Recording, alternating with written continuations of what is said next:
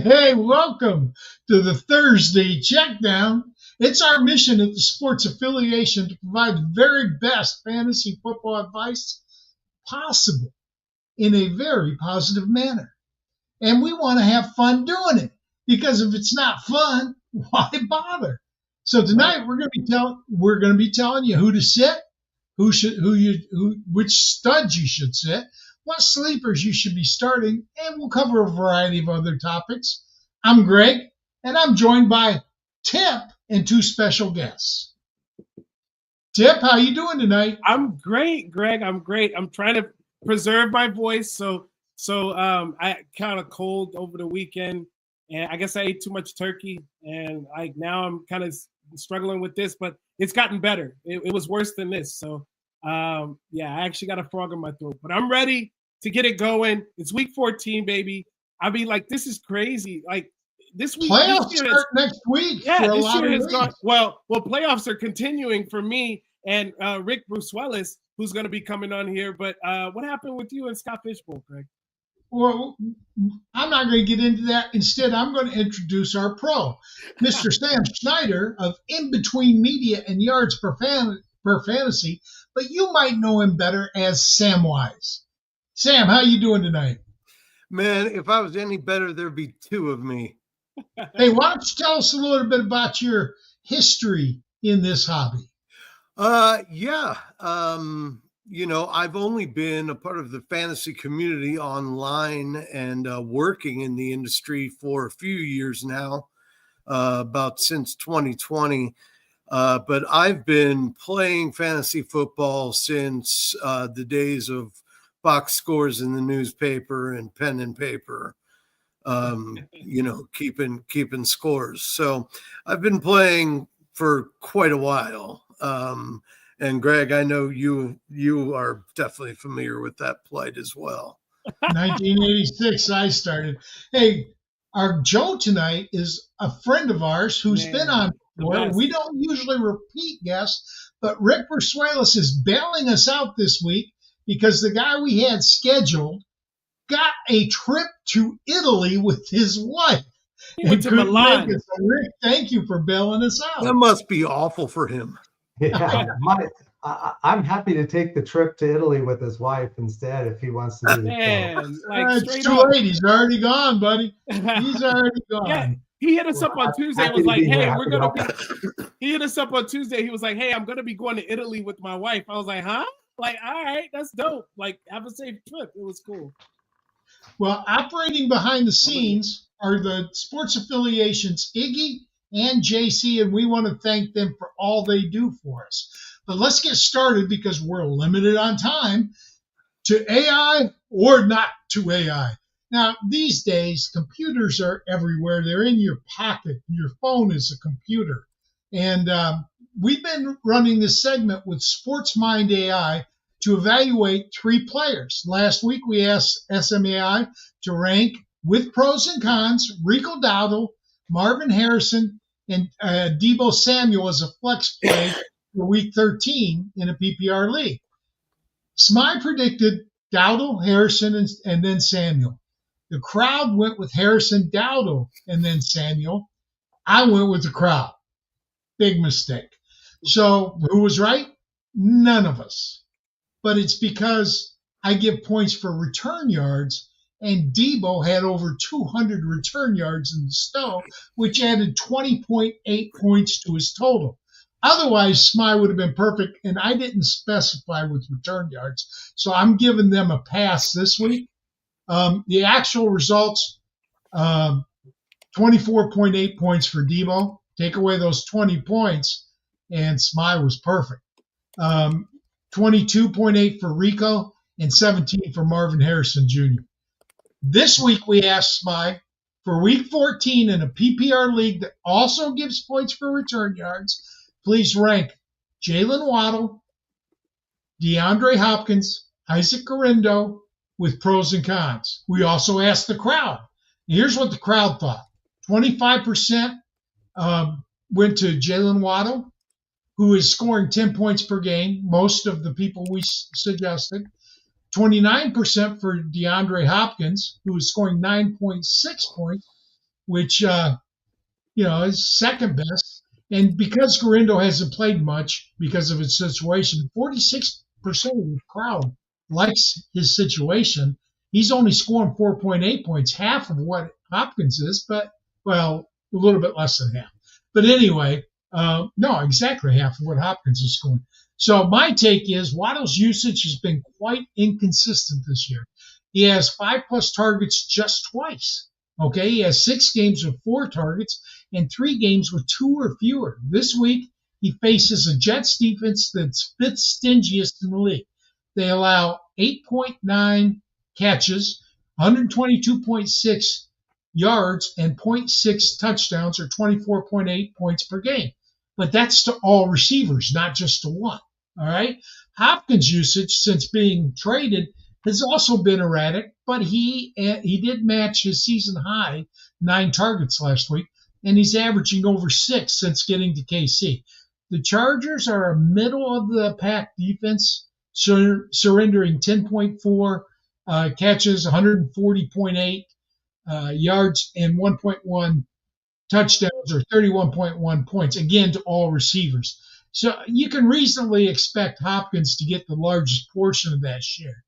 Garindo, to me, is the most intriguing prospect as the new starter in San Francisco. He's had 2 games with 10 or more carries. In those 2 games, he gained 99 and 85 yards, and he scored in the 85-yard game. The Bears are giving up 22.7 carries, 111.1 yards, and 0.9 touchdowns rushing. Now, again, to all running backs, but generally, I don't see any other running back on that San Francisco roster that's going to take carries. They did sign Patrick Taylor, and they have Israel Abanikanda, but I just don't see them getting a lot. They're also giving up about 4.5 receptions and 29 yards per game, but no touchdowns to receiving the backs. I see Garindo topping 20 fantasy points this week. If he does, he should top Hopkins, who should top Waddle. But, we got to know, what does Sir Winnington think?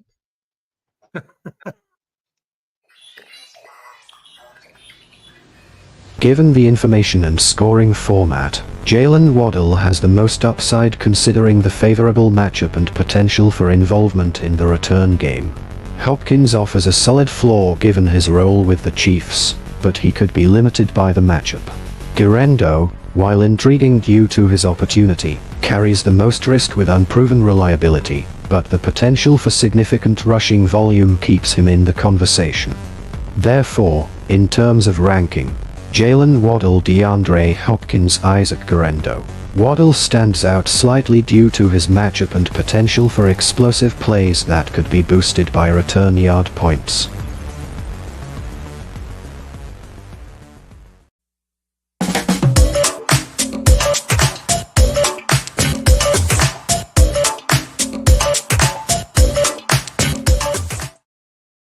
And hey, Greg, go ahead, Tipp. I did want to let everybody know I put in the comments the full response of what Sir Whittington said. So I want everybody to know that they can find that in the comments if you look at it. And Stan, I promise we'll get to your question. And there is a ton more information in the pros and cons that the AI provides. So please do take a look at it.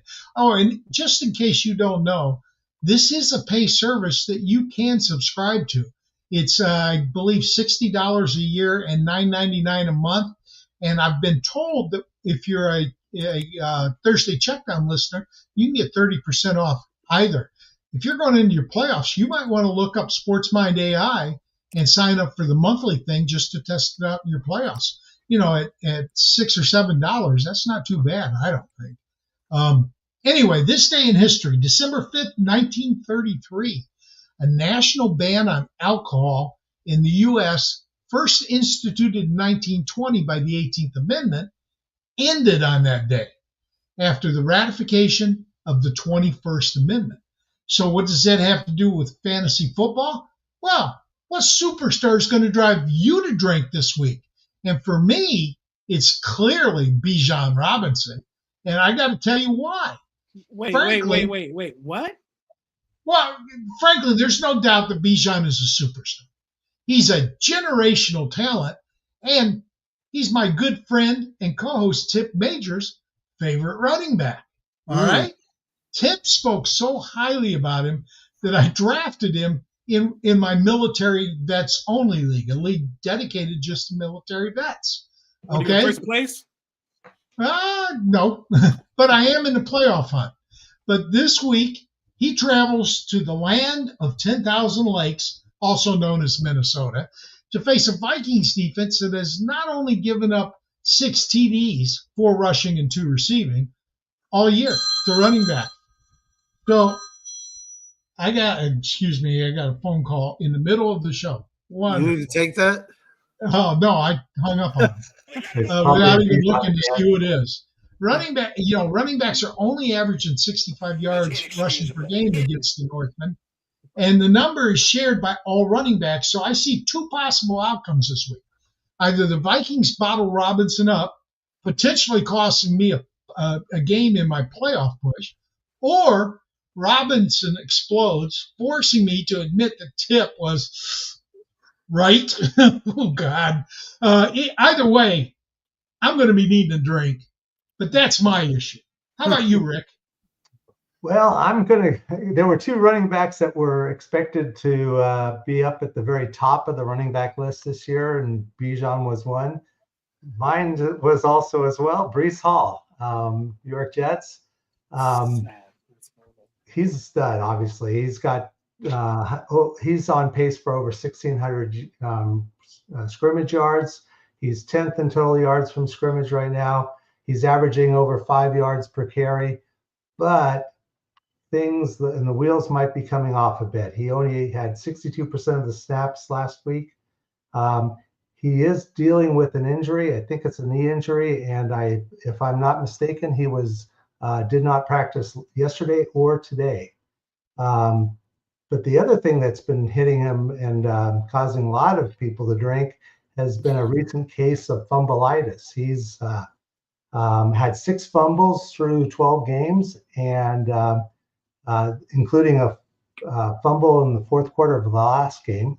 He's and he's not someone who generally fumbles a lot. He only had 3 fumbles in his career in the NFL up to this season, and he only had 4 his 3 years at Iowa State. So fumbling is not something that he's known for. But just right now, he's just not watching the ball as he's going through the hole. And he's got a stud running back behind him, Braylon Allen. And of course, if he doesn't even play, you can expect Allen to jump to the top of the running back list. I would be very leery of Breece Hall this week. So that's 2 running backs in our list already. Tipp, who do you got? Well, first, when I read the question, I think I was a little drunk because I picked Amon-Ra St. Brown. That's one of my favorite players to watch. And I don't know, I just got a weird feeling, and we talked about it in the last show, in our Q&A show on Thursday at 5 o'clock Central Standard or Eastern. Check that out because we had some really good time and a lot of great questions. But I picked Amon-Ra because I just got a feeling, and you talked about it, they're going to run the ball a lot. And the last 2 games that Amon-Ra has played against the Green Bay Packers at home, he hasn't scored. He has scored against them at home, but the last 2 he hasn't. So I think that they may have figured out a way to stop him. But then I get the message today that Jair Alexander is out. So I'm like, oh God, like that's gonna, if anything, that helps Amon-Ra even more. But I feel like that they're going to really, really put the clamps on him as best that they can. You really can't stop a wide receiver like that, but I think that they're going to have a really good game plan for him. So I just picked Amon-Ra St. Brown. Well, we're going to go to Samwise now, but Sam, is Samwise, is he a Baggins? He's not a Baggins, but he's a Hobbit. Oh, okay. Oh, you don't know the name Samwise? No. Go read the Lord of the Rings, my friend. Get some culture. Sam, who do you got? Well, I'm going to speak a little more broadly rather than just about Week 14, if I can cheat a little bit. My person is Marvin Harrison Jr. And, the reason I say he might drive me to drink this week is because it's probably going to be the first step in a really long binge. I don't have to go too far through the stats for everybody to know, he's only got two 100-yard games this year. In his last 4 games, he's got 15 catches. That's not what we expected coming out of school, to say the least. And Kyler isn't helping him out a whole lot. Now, the reason I'm speaking broadly is because Arizona has arguably the most favorable schedule for the passing offense for the fantasy playoffs this year. And a lot of people are buying into that. People were trading for Marvin Harrison. People were trading for Kyler Murray. But if those two can't get on the same page real soon, then anybody that kind of made that jump is going to be left out in the cold pretty quick come the playoffs. So, I'm going to be hoping for him to have a big game and feel a little bit better about things going forward. Or I'm just going to rip it all up and burn it to the ground. And start drinking. But now it's time for our stud segment.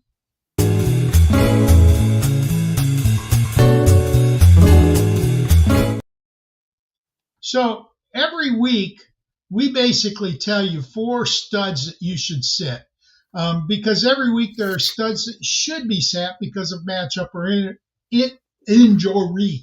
Anyway, last week we were 2-2, which puts us at 28, 16-8, or 6-15 for the year. Now that's good, but Tipp has been amazing. I went out and looked at him specifically. He's 9-3-1, which is 73% accurate. That's pretty good. So it's very good. Especially our studs are basically top 12 players at their position. Okay, we don't go based on what we think about a player. We go based on how they're actually playing. So for me this week, I'm going with tight end number 10, Tucker Kraft, and there's an excellent reason for that because Detroit, like I told you last week, was number 1 defense against tight ends. Last week I recommended sitting Cole Kmet because he was facing Detroit. Now the Lions held him to 3 for 26, and they've only given up 1 touchdown to tight ends all year. So Kraft actually faced them at Lambeau in week 9, and they limited him to 4 catches for 34 yards on 6 targets.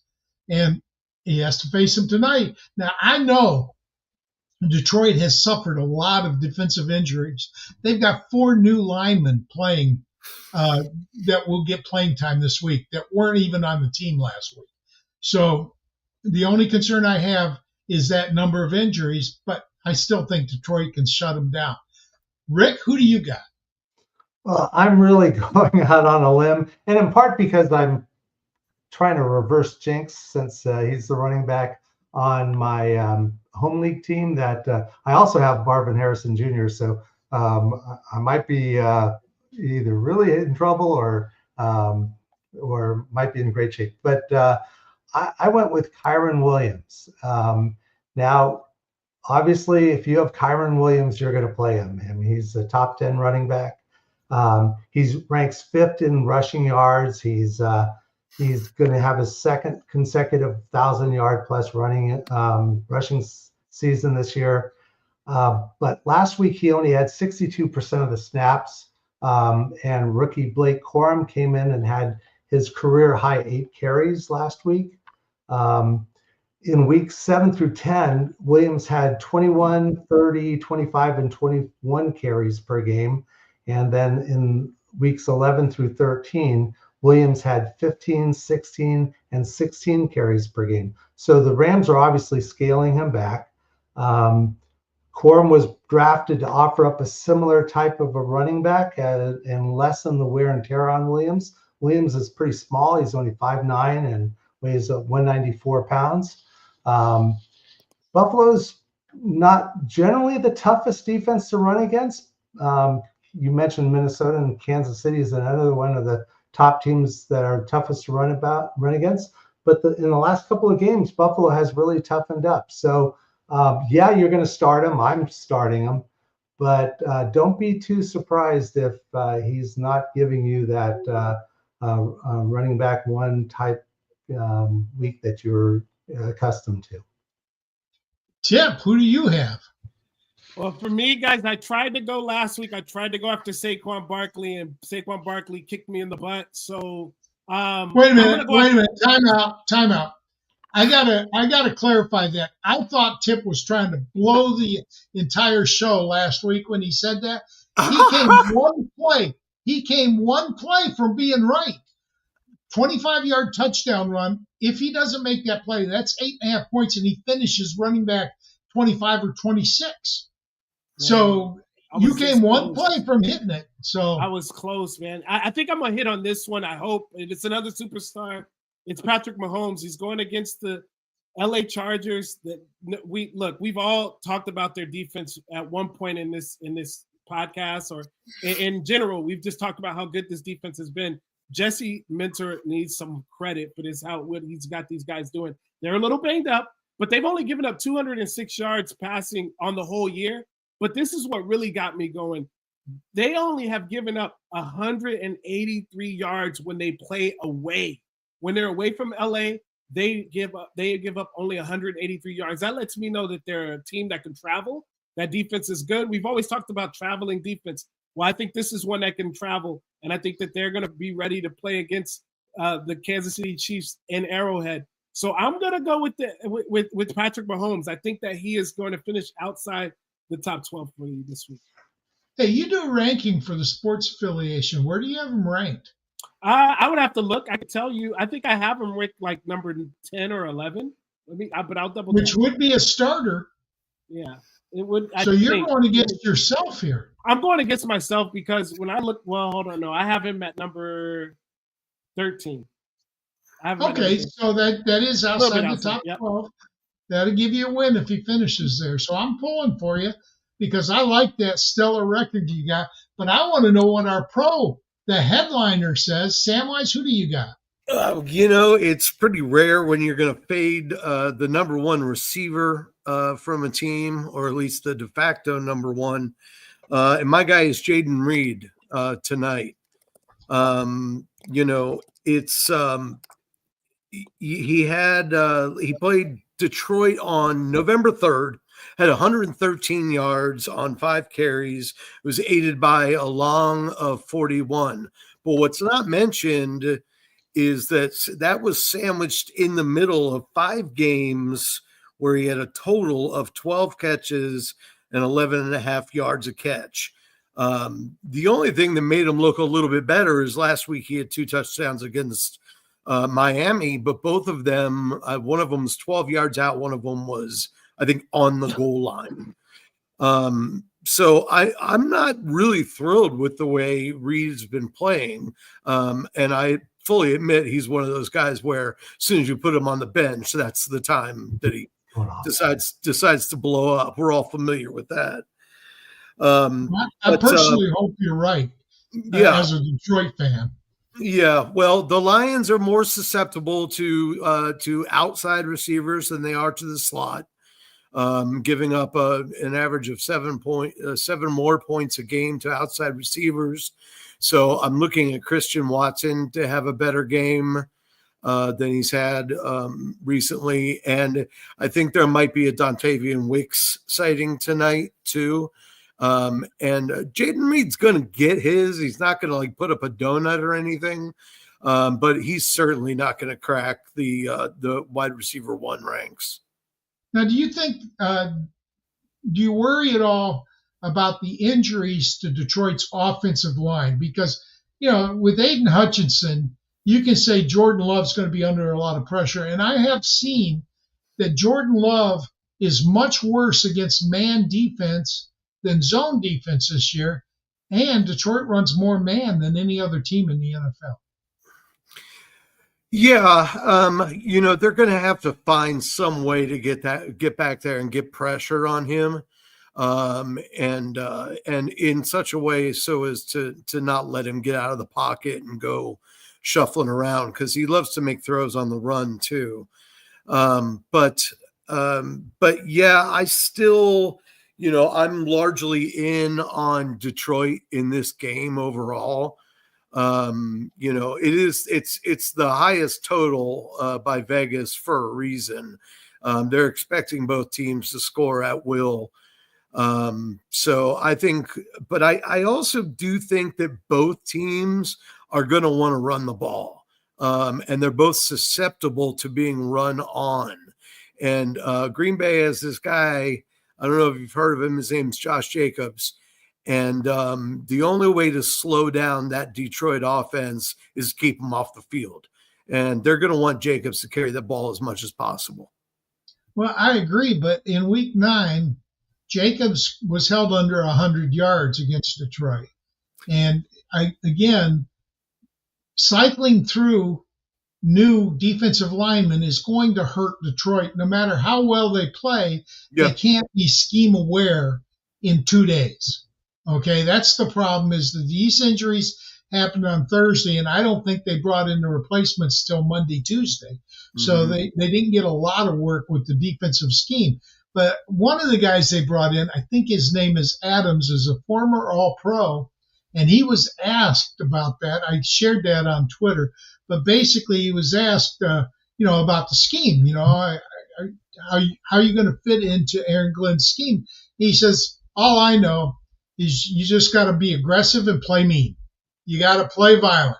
If you play violent, you'll be fine in the defensive line. And the announcer that I saw said, well, that sounds like a Detroit defensive lineman to me.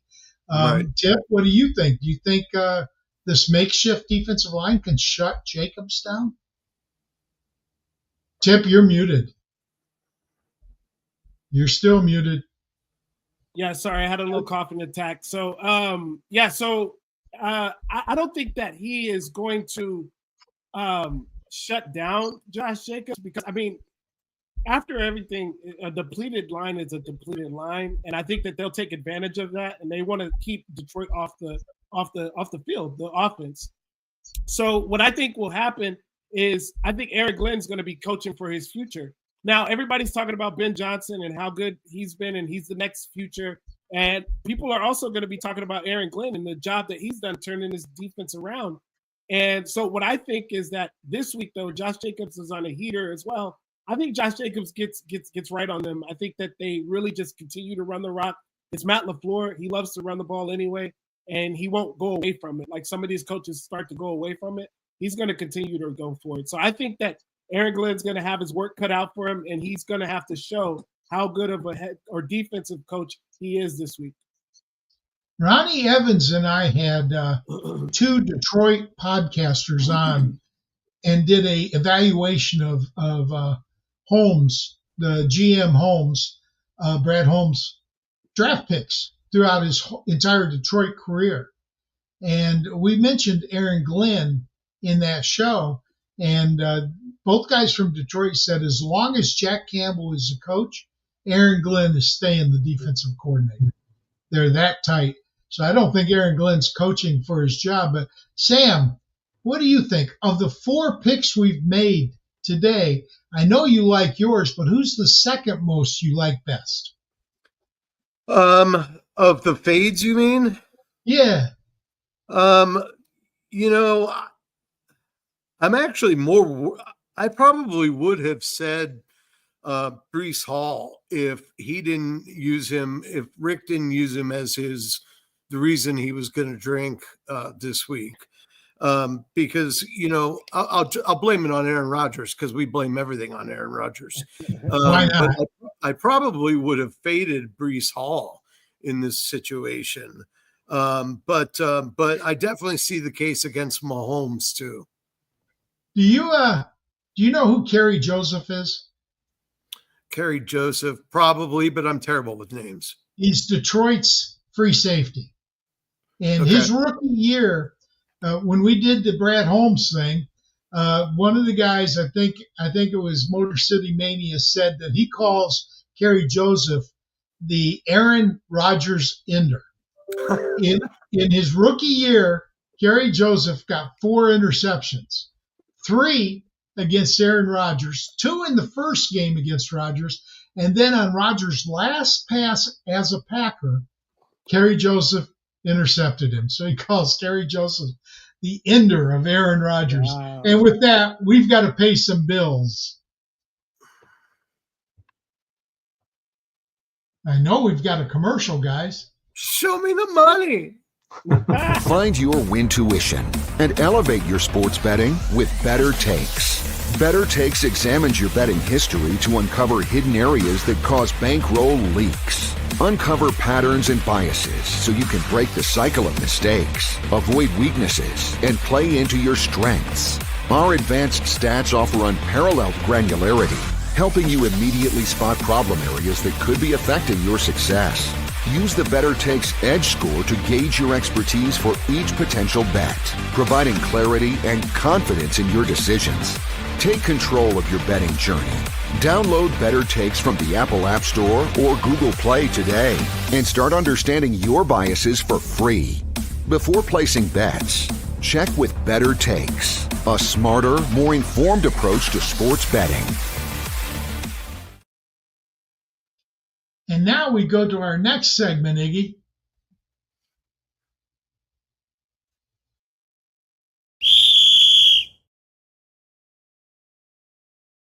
That's right. If we're going to tell you to sit, we got to tell you who's to start. And so normally Tipp would have done the studs, but I let it. So Tipp, you want to lead this, or do you want me to lead this and you just do mailbag? I'll just do mailbags. I'll try to preserve the voice because I know we're probably going to get Okay, you did say you didn't want to talk as much. So basically, just as important as to your success is identifying sleepers to start as studs to sit. So last week we were actually 3-1, which may have been our best week for sleepers to start. And now we use objective standards on Thursday Checkdown. So a sleeper is not what you think of as a sleeper. A sleeper is somebody that's outside the top 12 quarterbacks or tight ends, because most leagues only start one of each, and outside the top 24 running backs and wide receivers. So if a guy's sitting at 26 and his name happens to be Pat Mahomes, like he was at one point, he's a sleeper for that week. All right? So some players are screaming to have their coach put me in, and I put in my entry first because I wanted this guy really bad. I think Isaac Garindo is probably the most added player in fantasy football this week. It doesn't show it, but he's been added to over 500,000 sleeper leagues already this week, and he's the team's RB3. He was the team's RB3, and the O-line is just not good. But injuries and age have taken a toll, and with both McCaffrey and Mason on IR, all of a sudden Garindo is the RB1, the top dog, with only Israel Abanikanda and newly signed Patrick Taylor. I don't see how we don't get a heavy usage of Garindo this week. Now, he has had 10 or more carries twice already this year. The first time he got 99 yards, no touchdown. That's 9.9 yards per carry. That's not too bad. The second time he only got 85 yards on 14 carries, but he did score a touchdown. The kid's got tremendous potential. He's 6 foot. He's 221, good size. He's got great speed, 4.33 40. What we don't know is how well will he do in the passing game. Can he protect Purdy? Can he catch the ball? We just haven't seen enough to know that. But his upcoming schedule, it's favorable.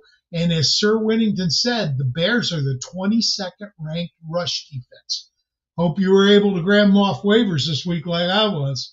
Rick, who are you taking off your bench to put in the game? Well, and I feel it's a bit of a cheat because when you hear the name Justin Herbert, you don't think bench, but he's quarterback 15 for the week, for the season.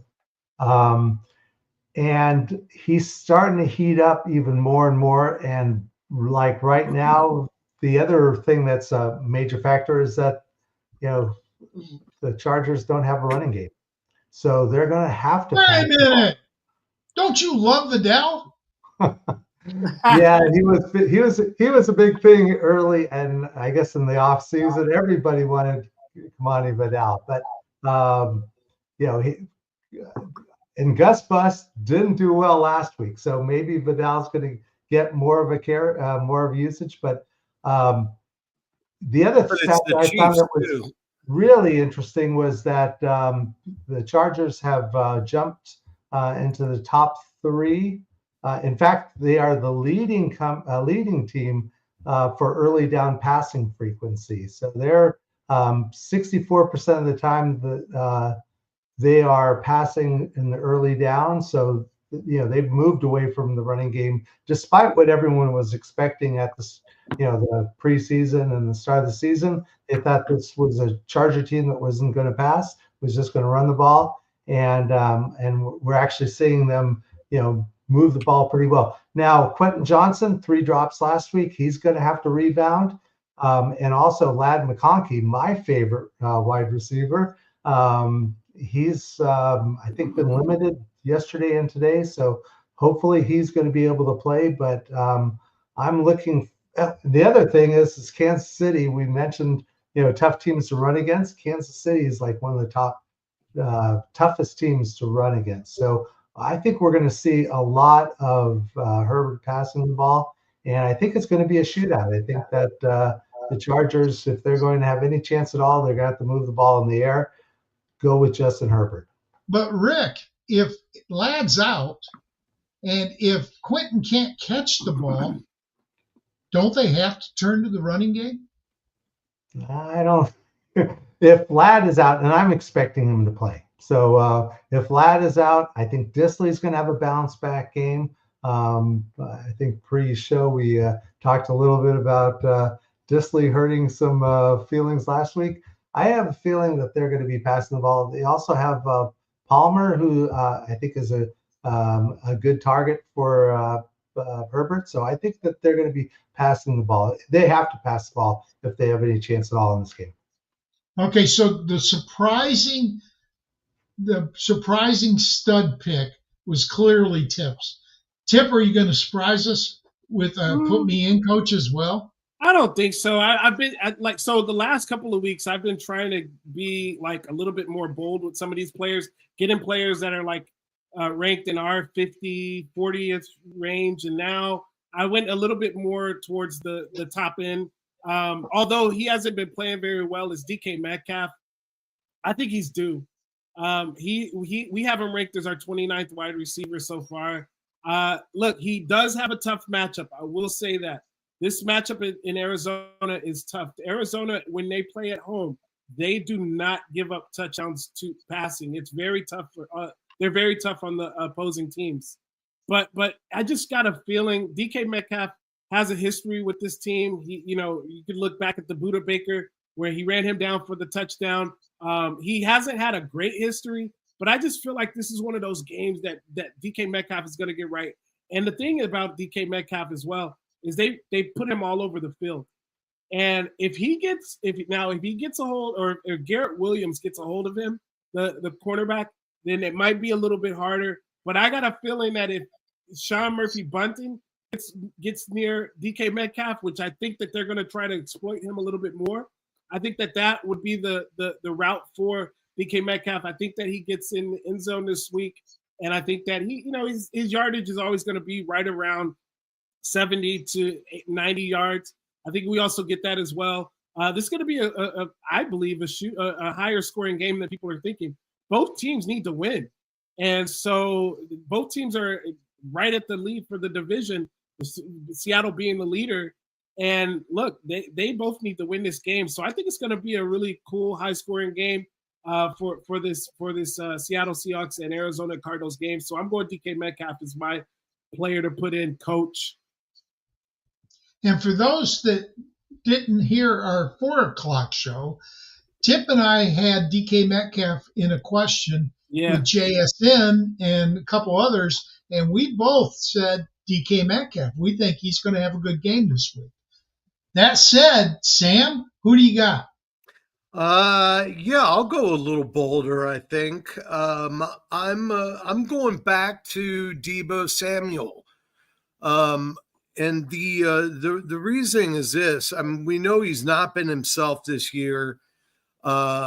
Here's the bad news. He's not been himself. The Bears defense is allowing 16.83 yards fantasy per two receivers. But that's skewed a little bit because their defensive line is such Swiss cheese that everybody's running the ball on them. So they haven't needed to throw that frequently against Chicago. But I also think that Debo, with those returns last week, and he only had 2 catches for 40 yards last week, if that. But I think, it's one of those situations where I feel like the head coach sees him doing those returns, is reminded what Debo can do when the ball is in his hand. That is going to make them draw up some more actual plays that just go straight to him. You know what I mean? Where he's the first read every time.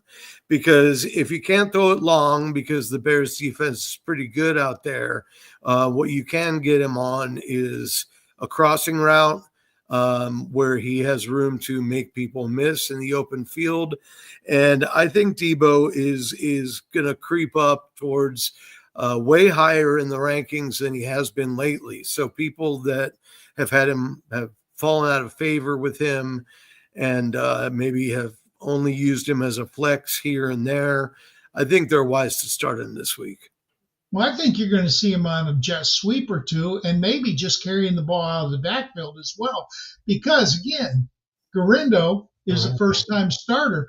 And you're advantaged by the scoring system that we use to score this because we count return yards. But we have our return expert here who's written articles for the Scott Fishbowl participants about return yards. Does Chicago give up return yards? So, I'm asking Tipp, of course. Yeah, no, they let me go back. I'll look and I haven't talked about Chicago in a bit, but I want to say that they were one of the tougher teams against return yards. I'll confirm and because I was looking at one of their returners, DeAndre Carter. And DeAndre Carter was one of those players that at the beginning of the season when Keenan Allen was out, he was good. But now that Keenan Allen's back, he's kind of taking a back seat. But as far as defense goes, I want to say they're one of the better teams that don't give up a lot of return yards. But I will double check that. All right. That requires scoring.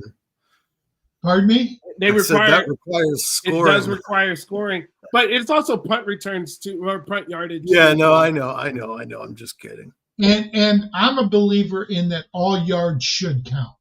Yeah. So in my scoring system, you get 1/10 of a point per yard, whether it's a return yard or a punt yard, a punt return or a kick return. And he had over 200 last week. Even just what we saw Debo do last week, I mean, I think 2 of those could have absolutely ended up in the other end zone. You know what I mean? I mean, he was really, really going. So I would even, quantify this by saying I'll play him in standard and PPR leagues this week. That's still, whether he gets points for a return in somebody's league that's watching this or not, that's still just another opportunity that Debo gets the ball in his hands. So he's got his ball in hands there. I agree with you. He'll probably run some plays from behind the line of scrimmage, and those deep crosses are killers. Yeah, I agree with you, Sam. Greg, I want to answer your question real quick about the Chicago. Sure. They give up the 10th. They give up the 10th most return yards at 652. So they are actually a team that. Now, here's the thing, though. They only give up 29 yards per game. So they're kind of middle of the pack when it comes to yards per game.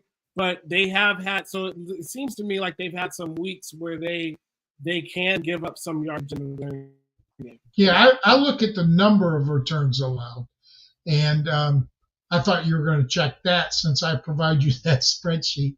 But that's okay. That's okay. We've got to go away real quick to introduce our next segment, which is our mailbag.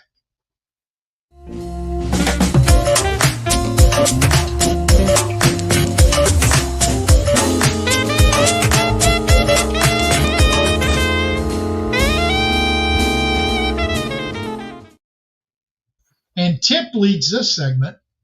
Yeah, each week, guys, we always enjoy answering your questions, and keep them coming, because last week, Greg, how many questions did we get last on the last show, the Q&A show? Well, It was crazy. I do believe we went an hour and 40 minutes on that Wow. show on Wednesday. And it was hour 30, something like, it was an hour and a half. We went way over because we kept answering questions because we weren't pushed for time. We didn't have a game that we were trying to get to.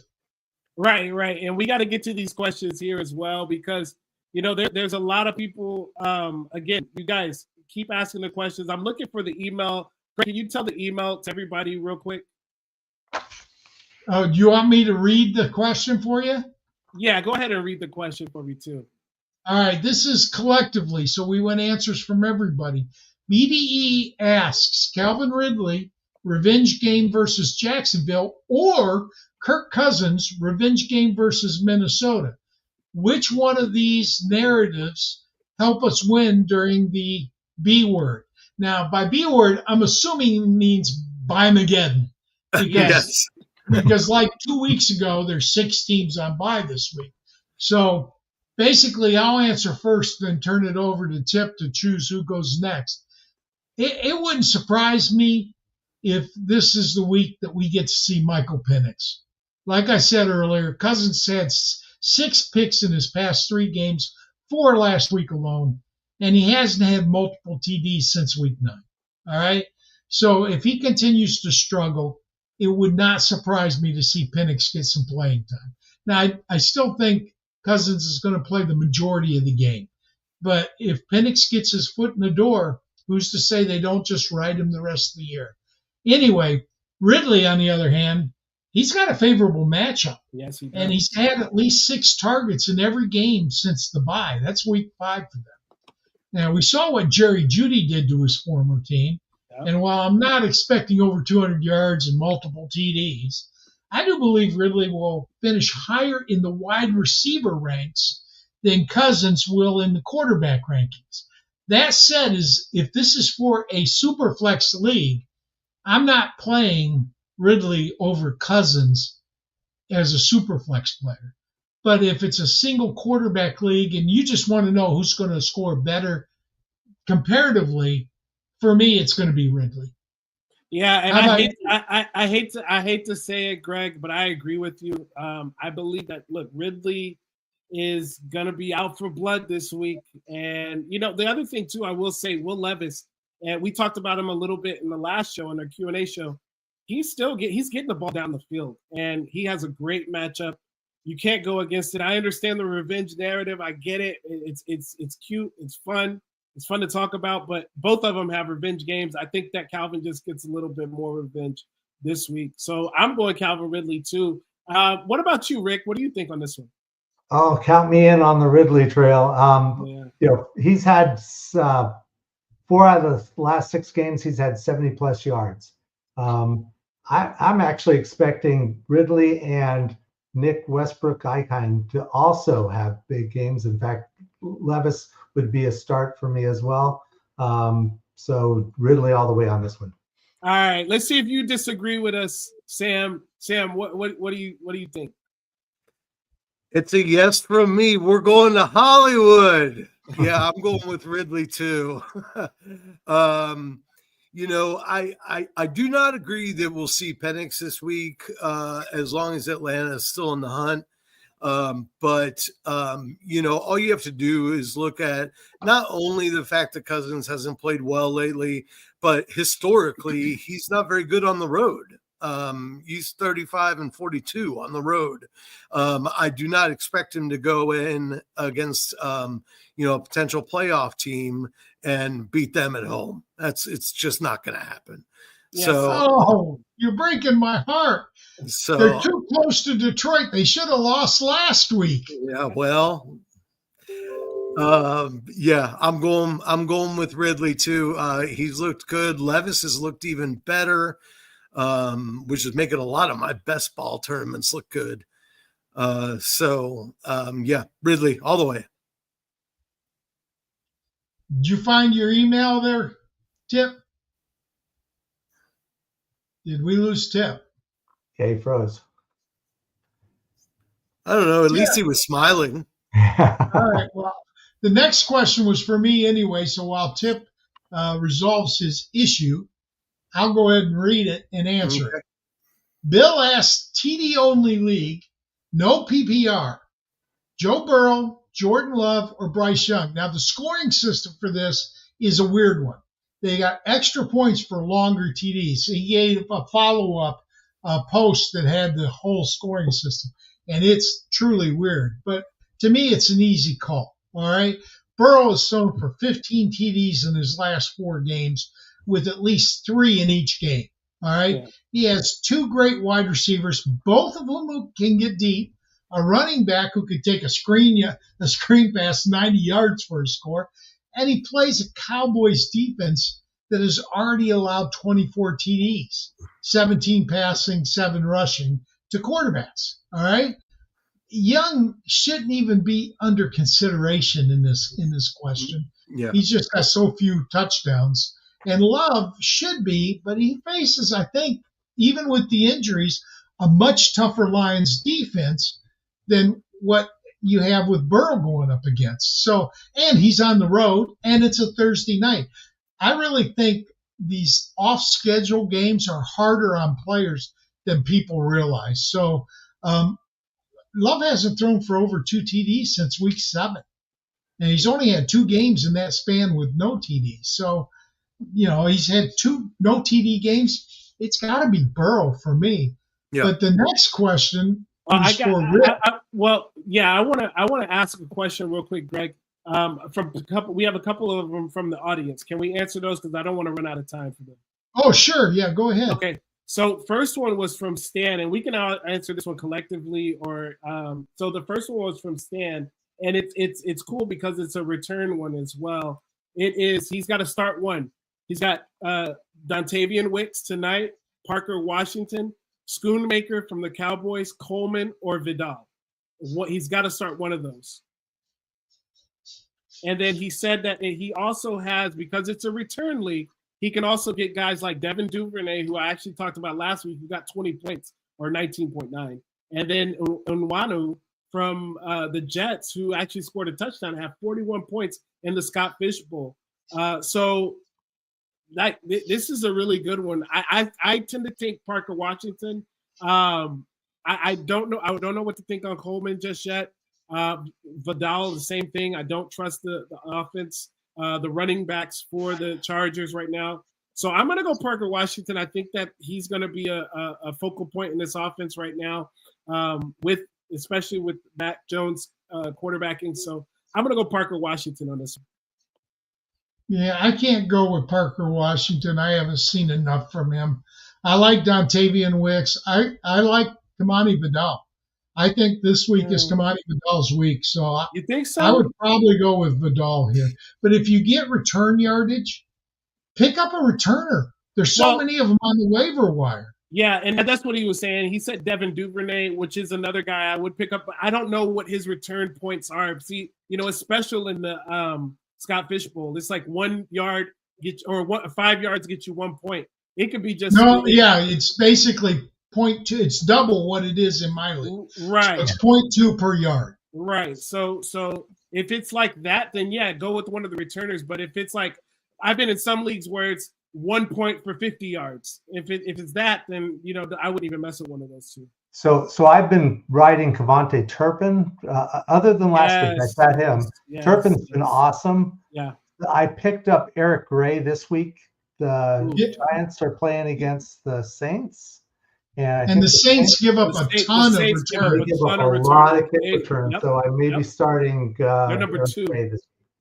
Yeah, look at Washington and look at New Orleans and see who they're playing.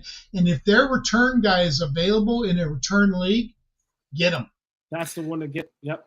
I still like Kevontae Turpin too, since McPherson is gone now in Cincinnati, and they have a backup kicker.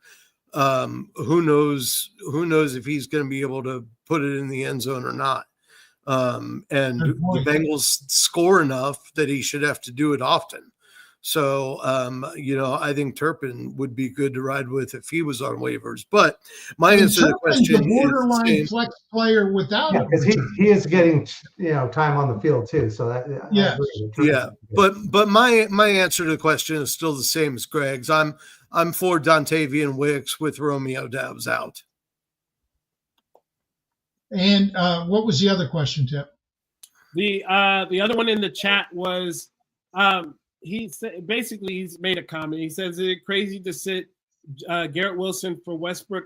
I guess Westbrook Akine. I don't think he's talking about Westbrook, and then Elijah Moore. So I'm not comfortable to do it with Westbrook Akine. I know he's been really good, and I have recommended picking him up. And it's a bye week, with all the buys going on.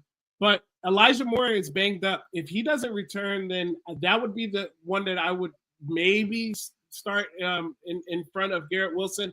But it's still Garrett Wilson for me because Westbrook Akine, he has a bunch of touchdowns. He has like 8 touchdowns, but he's had less than 20 catches, guys. Like that's scary to me. That's scary to think that last week, yes, he did get a good amount of targets, but he only caught 3 of them. 2 of them were touchdowns. Okay, that's great, but that's just something that can make me a little bit nervous. So I'm still gonna go with Garrett Wilson now. If Elijah Moore is healthy and ready to play, that might be a little bit different because I think they're gonna need Elijah Moore this week.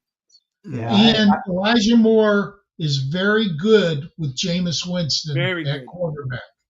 Yeah, I just think that if you're going to start Westbrook, and you're right. I think the defensive coordinators are going to catch up with him, and so he's. But I also think that I would try to ask myself how I would feel with Garrett Wilson having a big game and him sitting on my bench versus the chance that a Westbrook or even Elijah Moore has a big game. Right. I still think I'd play Elijah. If Elijah's playing, I'd play Elijah over Garrett Wilson because Garrett Wilson has been that disappointing all year. Yeah. I agree with that. And I was looking at Garrett Wilson's stats yesterday, and it's been really disappointing. And that's just another thing we'll blame on Aaron Rodgers. But if he hadn't gotten at least 10 targets last week, whether they were good targets, whether he caught them all, which he didn't, and they all weren't, I still, at least he was being targeted. If he caught like 2 balls on 4 targets, I'd be like, yeah, put anybody else in there.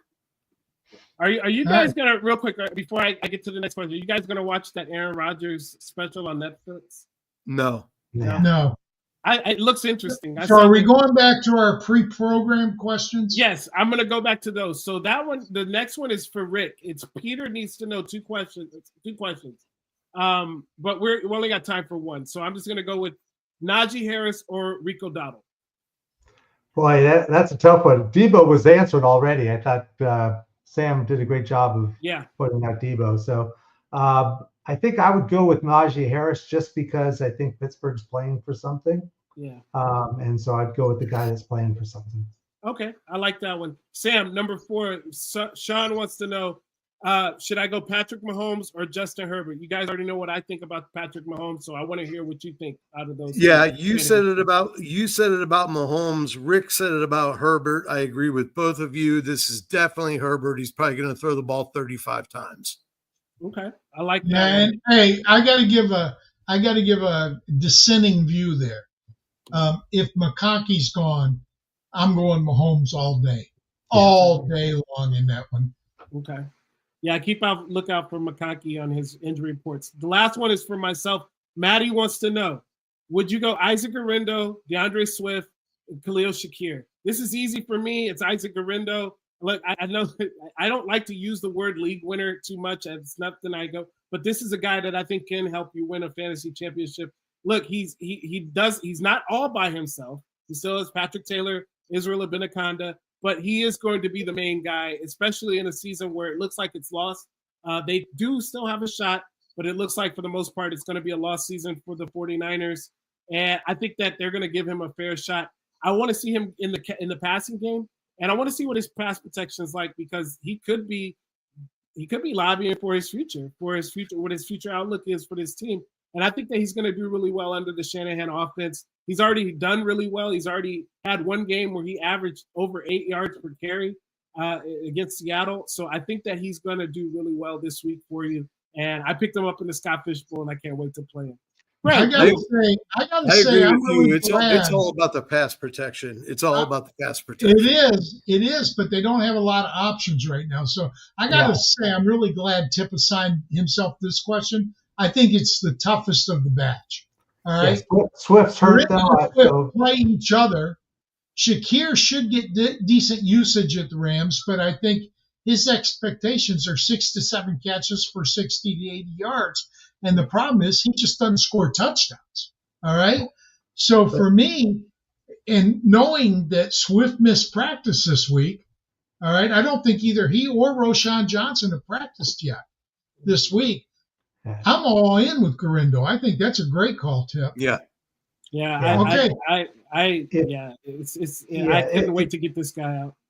It doesn't say whether it's PPR or not. If it's PPR, I think Shakir's got a better looks better than he would in a standard league. But yeah, I think Garendo's the league winner that you're. Hey guys, that's it for tonight. We do want to thank our guests. Okay, so again, if you would please, Sam, tell us where they can find your work. Absolutely. I write a weekly column every Tuesday called Fantasy Whiplash. You can find that on IBT Media, In Between Media. And I also do starts and sits on a Yards Per Fantasy podcast on Saturday nights at 9:00. So you can see me there too. And Rick, I know you're extensively on Twitter X. Do you do anything else? Not at this point. I'm just trying to get as much information from experts like you three. So, but I do ask a lot of questions on X and also on Blue Sky. And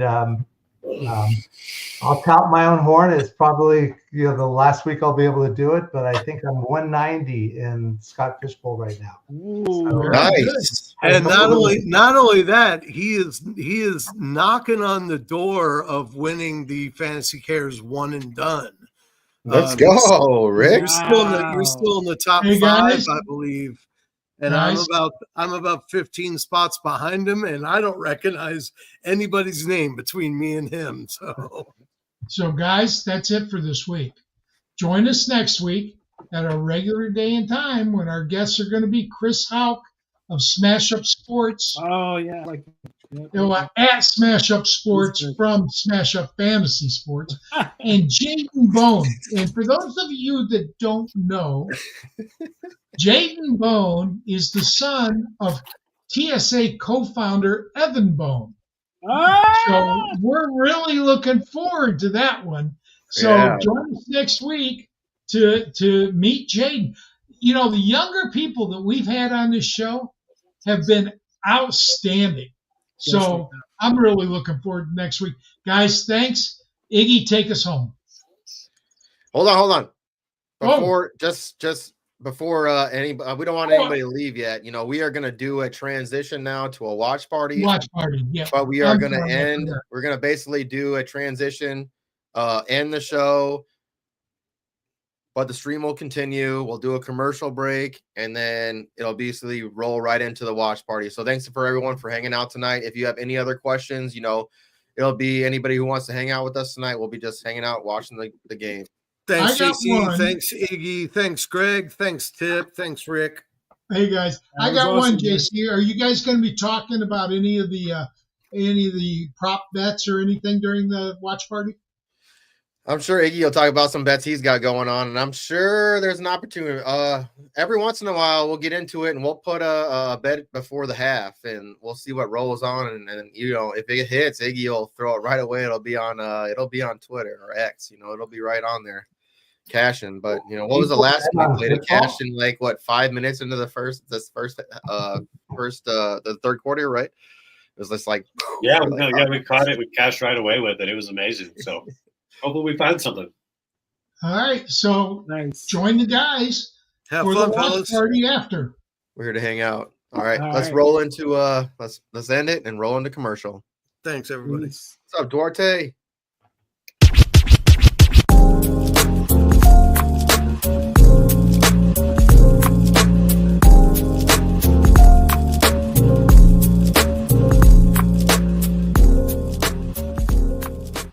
Find your win tuition and elevate your sports betting with Better Takes. Better Takes examines your betting history to uncover hidden areas that cause bankroll leaks. Uncover patterns and biases so you can break the cycle of mistakes, avoid weaknesses, and play into your strengths. Our advanced stats offer unparalleled granularity, helping you immediately spot problem areas that could be affecting your success. Use the Better Takes Edge score to gauge your expertise for each potential bet, providing clarity and confidence in your decisions. Take control of your betting journey. Download Better Takes from the Apple App Store or Google Play today and start understanding your biases for free. Before placing bets, check with Better Takes, a smarter, more informed approach to sports betting. Let's go. If y'all want to stay here and hang out with us for a little bit, you're more than welcome to. I gotta realize go I was. eat something. I'm fucking starving, bro. That's right. When you guys were when y'all were rolling, man, I made a turkey sandwich real quick. I'm like, I gotta munch this down, dude. I need some food in me. Gonna drink a beer, have some fun, man. Appreciate y'all tonight. That was a great show. I mean, Rick, Hey, man. cool, man. Cool. I hope some people saw it. That's cool. Well, yeah, we had right now we're at 179 viewers, so we're doing well. I mean, it's appreciate everyone coming on and watching tonight. Great advice. I mean, y'all are killing it in the game. So, Rick, if you ever want to, come write or do anything, I mean, we're always willing to. I mean, we have a website, we got things to put out there. So, if you ever want to write, we do have some things that are available for anybody that comes to work with us. So, Yeah, man, and Durante, what's up, man? Over in the Fantasy Football Sevens, big week over there, and a lot of people's games going down in the Charity League. We got the sorry Lions versus the champion Packers. Let's go. Who are you rooting for? Hey, take it easy, guys. I'm out. appreciate you, All right, ma'am. See He's you, Rick. definitely, he's a Packers fan. I'm a Vikings fan, so. And Greg's a Lions fan, and Pete's a Bears fan. So Yeah, we I'm got a on the NFC Texan North. fan. You're a Chiefs fan? Texan fan. Oh, Texans, man. So you What can the hell's imagine going how on- it's what the been hell's for going on like with 9, CJ 10 Stroud, years. man? Tell me what the hell is going on with Stroud. I know it's a sophomore slump year, but Yeah. is that it? Please tell me that's it. Yeah, and also again, teams catch up, and if you don't diversify what you do, you all of a sudden you're going to be seeing defensive lines in your face the entire time. Offensive line needs a bit of help. They've had a few injuries in the wide receivers that we've seen. Nico and of course Diggs is out. So He's a cancer, anyways, man. He's such a cancer to the locker room. Being a Vikings fan, I know. yeah, he He's started out well. talented, but his diva. It's almost like I'm gonna tell you right now. What I feel like is CJ Stroud was at his peak. Like he was doing so good last year. Like, yeah, he had receivers that were in and out, right? All of them were in and out all year, right? Injury. But CJ Stroud was still top 5. He finished at what was it, 8? I think it was right quarterback 8. Yeah, it's funny how things change, awesome, right? The Texans Diggs were all is a cancer. I'm telling you right now, you could see it at the end of the when Kirk Cousins kind of started falling off when Diggs started eating into him. And I feel like when he went to the Bills, he kind of re-erected himself, right? It's a new area. But you could see it happening with Josh. Like things started to fall. There were certain things like you would see like Josh kind of falling off a little bit. And it was just I feel like Diggs just kind of eats at you a little bit. And I think when he got in there, as a second year quarterback, when you have a guy who has been playing Diggs has been in 6-7 years now, he's definitely a senior in this league, and you kind of listen to who's telling you what, even regardless, you've been on 2 years, right? This is your second year. You kind of listen to me. I'm the guy who's here. I'm the best here. No, Nico is the best on that team, and Tank Dell is definitely the second best. yes, Diggs is great, but I there's just something about him, man. It's just I feel like it eats at people. He's not defending the guy because he did very start out, talented, he's extremely talented. talented. He started out really well, and also I think when he first was injured, you saw a lot of him on the sideline trying to encourage and trying to be a team player. But he obviously wears out his welcome. He did in Minnesota, did in Buffalo, and usually what you hear from the fans of those teams is that, gee, we're glad he's gone. So That's why they sold him for cheap. He's like, get the fuck out of here. It follows him wherever he goes, and of course, you could say, wide receivers tend to be divas to begin with. I mean, not all of them though. I mean, I just feel like I don't know. There's just something about it's all, but not just him, his brother too. Like in Texas, or in Dallas, like for a little bit, he was getting heated too, and he wasn't doing shit. Like it's just like I don't know. There's just something about Stephon Diggs, man. He was awesome, but he when you're on the sideline and it's you and Thielen and Kirk, and you're all yelling at each other, that's good for a team, especially in front of your fans. Like that. So the question mark, I understand being in the moment and being like I get that, but it really, I feel like it wears down on everybody that's around you. Like you're this big, you're like the three top players on the team, and you're literally blowing up in front of everybody. Like I feel like at that point you got to be generals. You got to be generals, and you got to come together, and you be like, all right, we can talk. I know we're mad at each other and things aren't cooperating, but let's come up with a plan. Like that's how wars are lost. Like literally that is how it is lost. Like if you have all your generals coming together and they're all yelling at each other, that's when everybody around you goes, we're falling apart. Yeah. So the Texans are going to look for a wide receiver. Nico is so talented, man. Him and Dell, oh my gosh, they're insane talented. Yeah, or Mechie, Mechie's yes, dude, and he's finally come starting alive. to show some of the things that you made him an early draft pick. And so Mixon, dude. But last year they did have Mixon, so obviously the running game became more of a feature this year versus last year. But I do think that they're going to find another wide receiver. I think that they obviously have to work on the offensive line. The defense, I think, is good, but it's not a great defense. There's improvement. But comparing it to what was, Bill O'Brien years, he's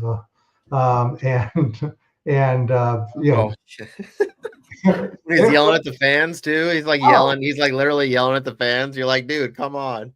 He comes from the Belichick tree, and Belichick can get away with it, but when you're a losing coach and you're making enemies of the press, man. Deshaun Watson, when he came into the league and he started with the Texans, if you look at him statistically in fantasy football, he finished as a quarterback 5 3 years in a row. That is if you're talking about consistency, could you imagine if you drafted him there and he continues to do that and you're in a dynasty league, you're like, wow, that is great return. So which quarterback was drafted just before Watson that year? Can't even remember that year. I just remember, him coming out of Clemson for the Kansas City Chiefs, and there was a lot of talk of whether the Texans were going to go after Watson or whether they were going to get Mahomes. Oh yeah, that's right. It was the same year. Yeah, and so Mahomes, Texas, came from a Texas school. Would have been, think how things would have been different, Yeah, but I don't know. I mean, I feel like would they though? I think it's different. Right? I don't think Bill O'Brien is turning Pat Mahomes because when they played at Texas Tech, it was with Kingsbury. Yeah, and they were like a 500 team, right? They weren't doing great. I mean, that's what I heard. Well, he wasn't. I mean, that's why Cliff came when I heard he was coming in. Yeah, the but NFL. Andy Reid didn't even He got want hired as a coach. It's like Mahomes. not a great. Yeah, because he started, but he did it the right way. He started Smith, I guess, the first year, and Yeah, I think it's just another. Dude, Alex example Smith. of- No, that's why Mahomes is who he is. I feel like he learned from. I mean, if anybody knows, I was talking to somebody at the bar the other night. I was like, Alex Smith. If you don't know who he is, no, I'm sorry. Last night I was talking to the girls because they're both Chiefs fans. I was like, I don't know if you really understand. You know, like Alex, because Alex Smith. You know, like he was beyond talented. You know, Aaron Rodgers drafted the Smart same year, right? He quarterback. went first overall. Aaron He was Rodgers, within what himself. 25th? Was it 25th to the Packers? And everyone thought that maybe Rodgers would go first overall, but Alex Smith was extremely talented. And what happened, he just got that crazy freak injury, just like Teddy Bridgewater. The knee just like dislocated from the leg, and he came back with the Commanders Washington football team at that point. And he was comeback player of the year because of all the rehab he did. He was out in the water. I know his wife was posting pictures in like stuff on X of him like doing that crazy rehab under the ocean of like carrying rocks. You're like, whoa, dude! After your leg was like not attached to your body, like But you're out doing his leg never. I mean, it doesn't look like a leg. I mean, it's just hard to look at. But the injury was really a tough one. All right, 3rd and 2. Detroit has chipped right. I'm going to pull this up to Rick, you're welcome to hang out as long as you want. You can roll out whenever you want. I'll let you guys take over. You guys are the stars, so I'm going to go ahead and bail out. You're a star, Rick. But I'll be wishing you guys well, and I'll go actually turn the game on so I can watch it. So talk to you guys later. All right, man. Later, Rick. Have a good one, bro. Go Texans. Yeah, man, that could be such a fun team. Like if they can get another receiver, like I feel like you just do away with Diggs. Like I love the talent, I just don't like what comes with the talent. What a poke out, man! It's like it's like Antonio Brown. Like, yeah, it's awesome. He's great. He's amazing, but there's gonna be a lot of drama. Yeah, I don't know. Diggs hasn't ever even played in a Super Bowl, has he? So no, dude. I mean, not to say that you do not saying that you do to, be a great wide receiver. I'm just saying he is a great wide receiver. That's the problem. Is like I feel like he's just too into his own self, and like Justin Jefferson. Like I know he gets heated sometimes, but like he is a team player. You do see him out there making blocks. Like you see him out. He doesn't like slow like. George Pickens, like think about him, like where he just like slows up on plays, like he just doesn't play. Like that is a sorry ass receiver. Yes, you're talented as hell, but you're also a diva. Like play the game, dude. Go out there and do your job. Like you're getting paid a lot of money, and you doing what you're supposed to do you doing that is like helping divert another player from not going out and make a defensive player, a defensive play against the person I'm trying to throw towards. Like. If you're doing your job, somebody else can get a catch and we can get yards, we can get like you're involved in the game by doing that. And like that to me is like what makes me kind of hate on some players, even though you're talented, you got to kind of do your thing. Right. Yeah. It's a team. It's all play. It's a team. It's a team game, Yeah, it's a team sport for sure, man. And as the ultimate one, no one player can do much. Gibbs just made a really shifty move when he went to the sideline. It looks all right. It looks like it was just a normal rotation. That was a heck of a move, though. Yeah, Jerry. We want the Packers to win tonight. I don't know why. I am rooting for the Packers tonight because then it puts us within range to tie with the Lions for first. IDP. Oh yes, I am rooting for the Packers tonight. I almost wore that shirt. I almost did wear that shirt. Yeah, I just had to root. Just getting a lot of NFC over everything, and anything to help my team. So yes, I am rooting for the Green Bay tonight.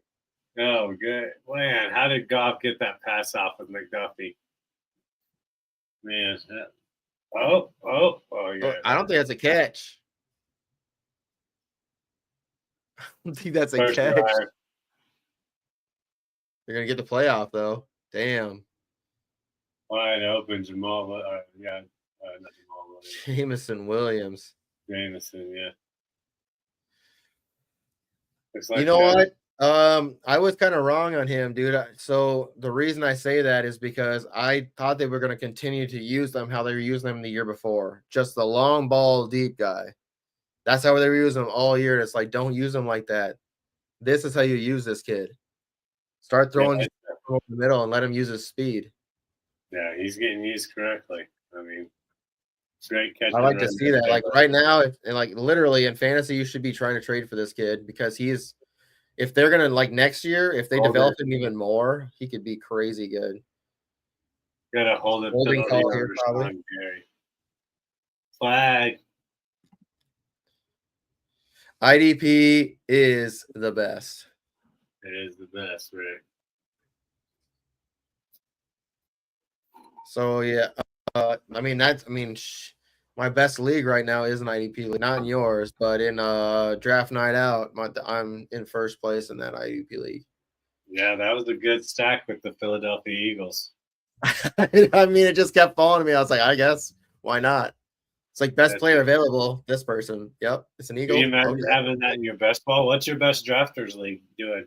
I don't know what happened the last 2 weeks. Well, week 12 was like my most bye week, and then last week, I don't know, it just was shit. I was doing so good, and now I'm not. So I'm hoping this week everything takes off again.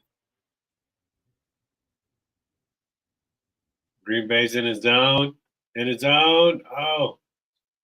Need some Tucker Craft action tonight, man. Man, I forgot to pick McDuffie in. You don't set your Oasis lineup, do you? No, I don't for Thursdays. I thought about it, but yes, tonight would have been a good one for defense. I got for the bet of the night, if you want to hop on it, it's probably better odds now. Jack Campbell over 7.5 tackles plus assist. That's what we discussed on Sub Home Slice today. So they're in man. Looks like they're locked up in man. 3rd and goal coming up. 7-yard line, my friend. Laporta. We want a field goal here. Field goal. Don't get all brave and bold, Ben Johnson and Dan Campbell. So you took both kickers over 1.5? Yeah, over 1.5. Let's see. Let's just put a stop to it right here, Green Bay. We just want to stop, really. Laporta. All right. Oh, they called a penalty on that. That's so whack. They called a penalty on that. Oh, boy. Tim Patrick, man, you wanted that catch. Man, dude, that is so incredibly whack. I know Evan took Tim. Was it Tim Patrick? What was his yards? 30 something? I can't remember. 24.5. I mean, shit, that would have been nice. It would have sucked because it would have been a touchdown, but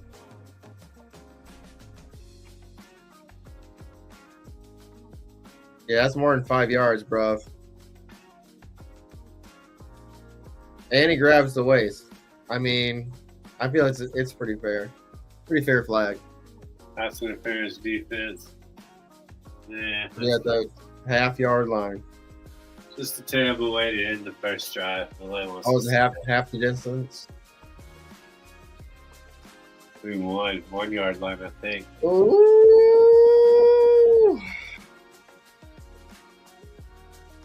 Illegal contact. Yeah, I guess you got to call that. This is going to be a tight game. You better not be touching the wide receivers on any play. Montgomery, here it comes. Mandatory Montgomery touchdown bet. Who caused the pass interference? Illegal contact, but still 3 yards out. He walked in. Montgomery, what I said? So I said, Montgomery, man, it's a eight games with the touchdown this year. 7. What did I say? 7 out of 10 games over the last 10 games. Yeah. I mean, regardless of it being minus 160, if you would have put 100 on it, what do you make? pretty good amount. You have still made about $40-something, $50-something, $40-something, almost $50 with it. I think Gibbs scores tonight too, dude. It's just I feel like that's what Dan Campbell does. He tries to get both of his guys in the end zone. And then he tries to get one of his superstar receivers in the end zone, but as in like either Laporta or Amon-Ra. Can't let penalties win games now. Come on, let's go. For Laporta, I don't think he scored a lot of touchdowns this year. No, he hasn't. I want some. We need some Tucker Kraft action. Yeah. So one of those guys. Off at home is money, says Rick. Rick, he is. Oh, what the heck? I'm sure he did. I'm right there with you now.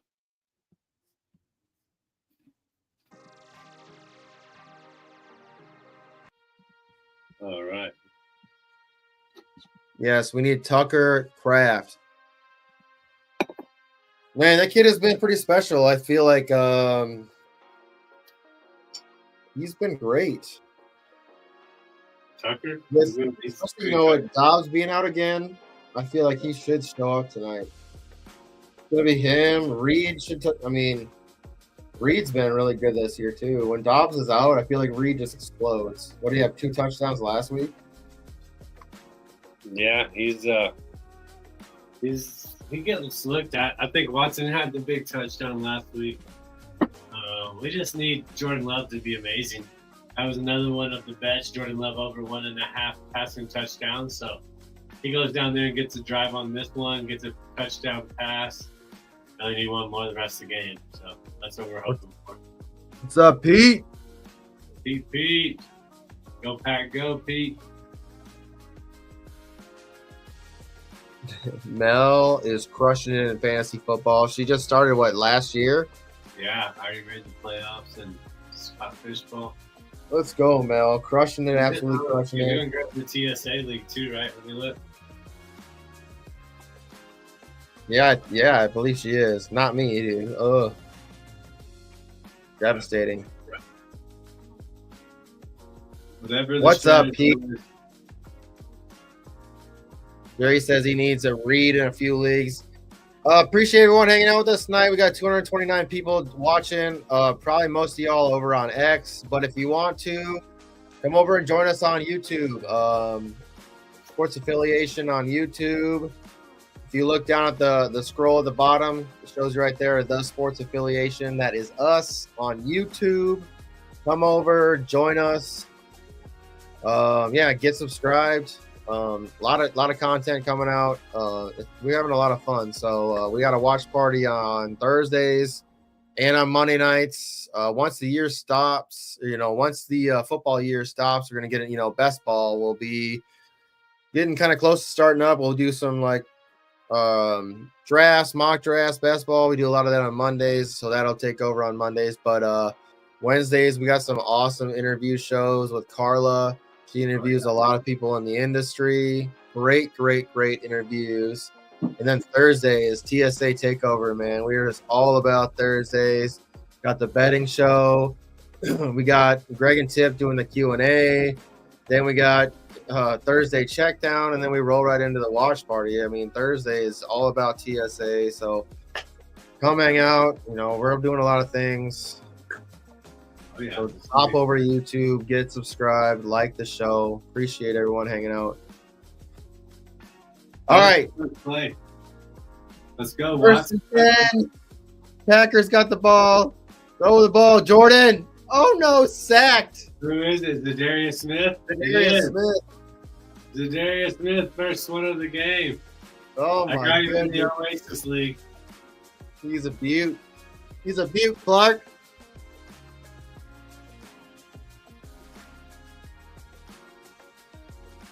Man, I knew that was going to happen. Should have bet on it. Pizza parlor Thursday night. Yeah, pizza parlay Thursday night football for the past 2 years with my two friends. That's us, Mel. We're the three best friends that everyone can have. Oh yeah, pizza parlay, baby. Step up, run, Jordan. At least get those yards back. You got those. You got all those yards back, though. I'll tell you that. Yeah, manageable third down. Campbell, get in the tackle. There you go. There's one tackle. There you go. Ready for Campbell. He keeps his pace up. We're going to hit in no time. All right, here we go. Block out the noise. Let's just get the first down, baby. Come on, Dak. Let's just go for it. Those Lions. There's single high coverage. Bring it. Throw it to Watson. Throw it to Watson. Can't believe I'm rooting for the Packers. Watson's open, dude. Throw the ball. Ooh, throwing to. There's a flag down for sure. Yes, let's go. Look at that. Mel, what? Mel didn't play Jordan Love in the league? What? Man, live Mel. I better check all my leagues. I don't think I left Romeo Dobbs in any leagues, but What I say, SoCal, you gotta bet it. Monty touchdown. He said Smith sack, love it. should have bet on it. Oh yeah, definitely pass interference. Oh my goodness, he grabbed the hip and he tried to dip. Oh, I did leave Romeo Dobbs in. Oh no! Oh wait, Iggy. this is a Warrior Ball. I have 1, 2, 3, 4, 5, 6, 7, 8, 9, 10 players on bye.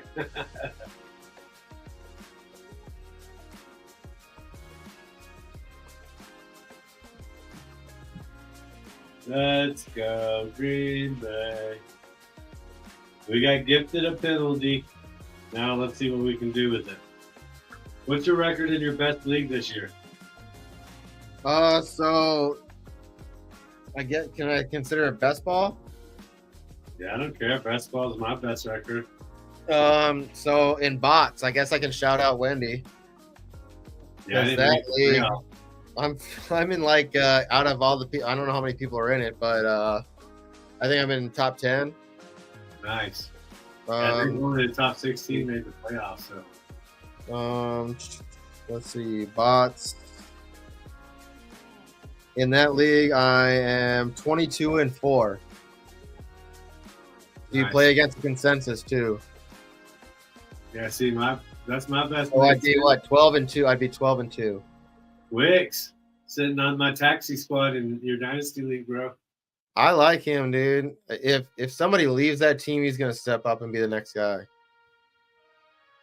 Another third down. Let's see if we can work some magic here. Jordan I got Love.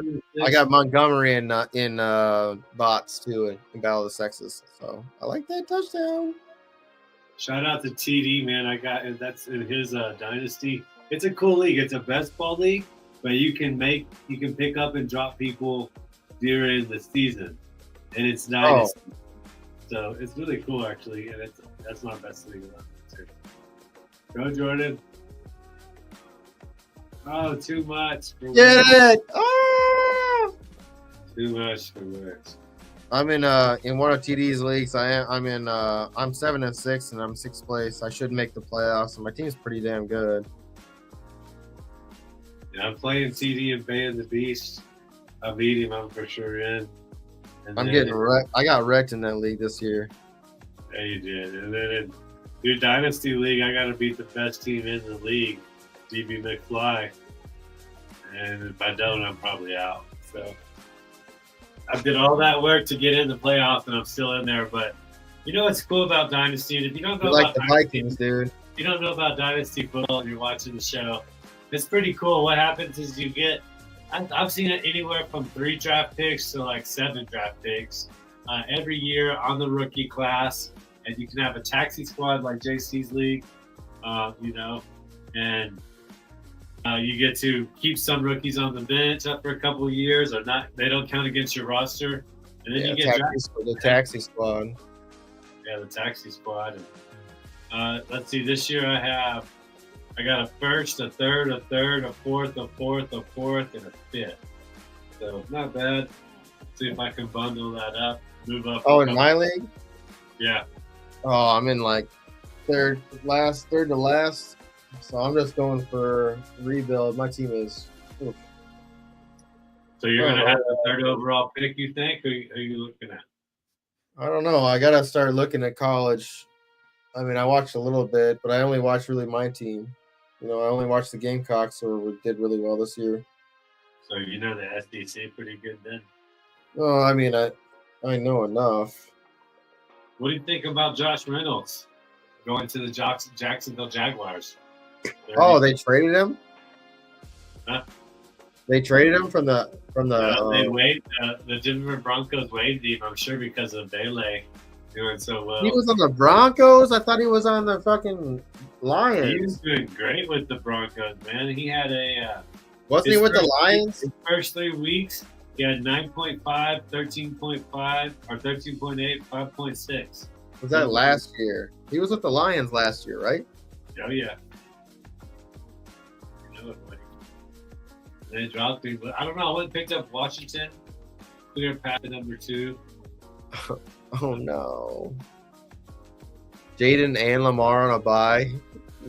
SoCal said he needs a win in my league, but he's got Lamar and Jaden on bye. Good. That's tough. Oof. I got a lot of Lamar in basketball. I'm hoping I can come over that now. I'm hoping so that the league, my best team on drafters, I'm hoping that either Burrow or Baker have a massive week this week. I need it. I need one of them to go off. Yeah, I think Baker can have a good week against Las Vegas. Did you hear Kirk Cousins' stats over the last 3 games? I know he's fumbled a lot.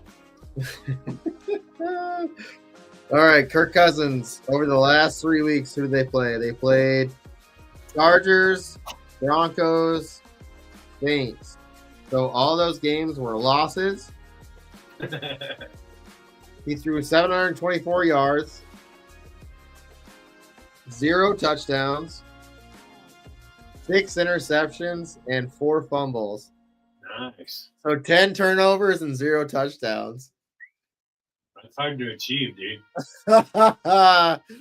Man, could you imagine making that much money and not giving a fuck? No, Oh I boy, can't. that's like Brock Osweiler. I can't even imagine making. What's he making? He's He's making probably about 150 million. I think it's still 111 million guaranteed left on his contract. That's insane, dude. And they drafted Penix in the first round. Man, hey, I do have Penix. That's what's crazy is I had I Cousins, do like that. and I like traded him off for Wilson in your league, and then I ended up getting Wilson back. That's awesome. Yeah, Penix, man, I think he's going to be special. Wait, so you're not worried about the Great White North revenge and Kirk Cousins? Hell no, dude. They're going to kill him. You know Van Ginkel? Rashawn Gary, baby. You know one of the top let me see. I know in draft night out, the top defensive player in the league right now is Van Ginkel. He's good, dude. He is spectacular. 2 pick sixes. Come on now. I didn't think he was going to be that good going into the season. I thought he was more of a half. He was hungry, dude. All he needed was a good coach. And Brian Flores can coach these boys up. Well, Ivan Pace, dude. Ivan Pace, when he is healthy, he is explosive too.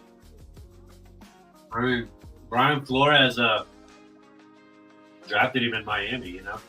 So. That's what I'm saying. Like, he brought him over, and I think it's just like, they just been feasting, dude. He's been the last 2 weeks, it's crazy. It is fun to watch him because he chases quarterbacks, and and you see when he gets so close. Like last week, when we played the Cardinals, and like he got like so close to grabbing Kyler, like he just like swept his foot, and Kyler just went like right over his hand. You just see him just go, whoa, and just pound the field like, oh, I almost had you. He craves the sacks, man. Like he wants to get that. He wants to hit the quarterback. And you see it, man. He fiends it. He's always in that backfield.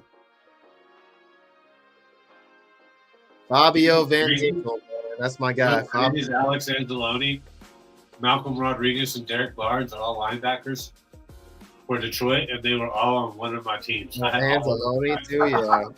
Yeah, Anzalone, man, when he's healthy too, he's got Fabio as well. Yeah, dude, it sucks. He's hurt. He's been really undervalued the past 2 years. Enter the Penix.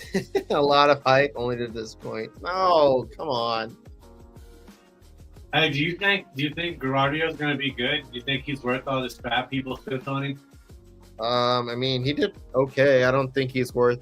I mean, to me, I think he's worth enough to go out there and try to block somebody. I think it's worth that kind of fab.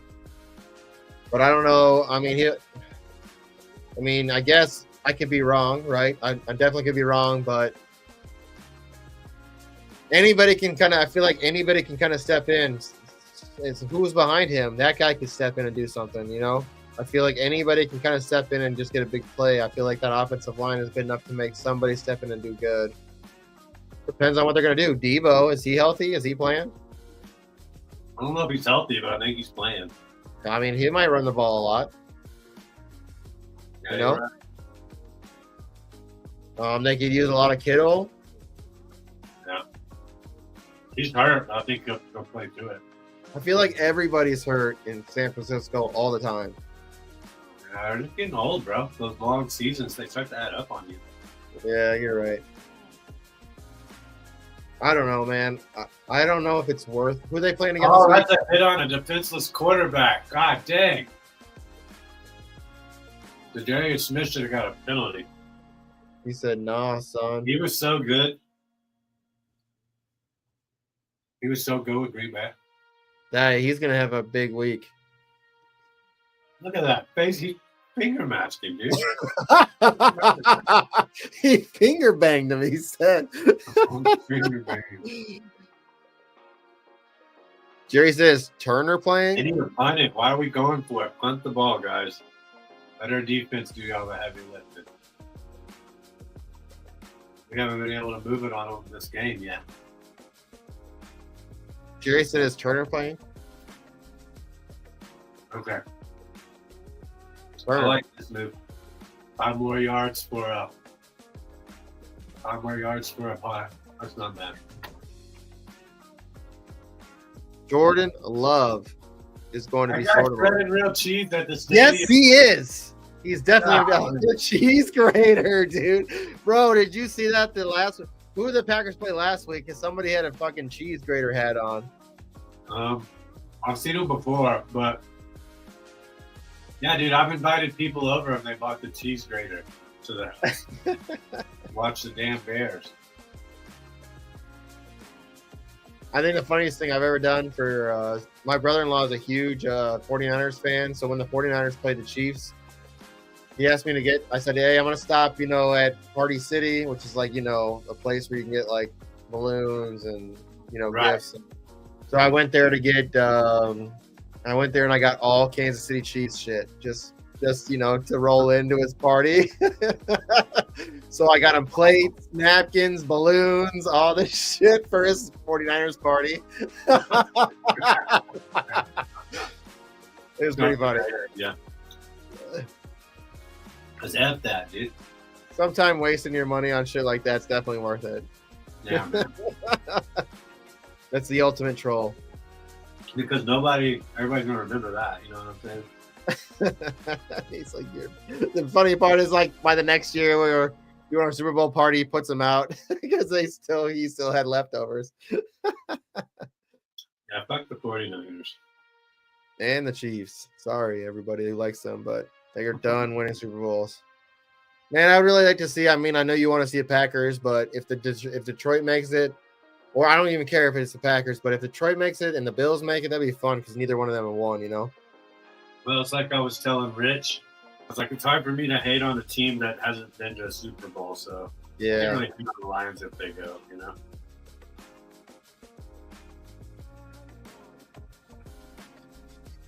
I'd like to see. I mean, somebody from the NFC North. I mean, all of them are going to make it into the playoffs, besides the Bears. But you know, 3 of them could make the playoffs this year. So at least if one of them get in, I mean, I'm going to root for any NFC North team to win.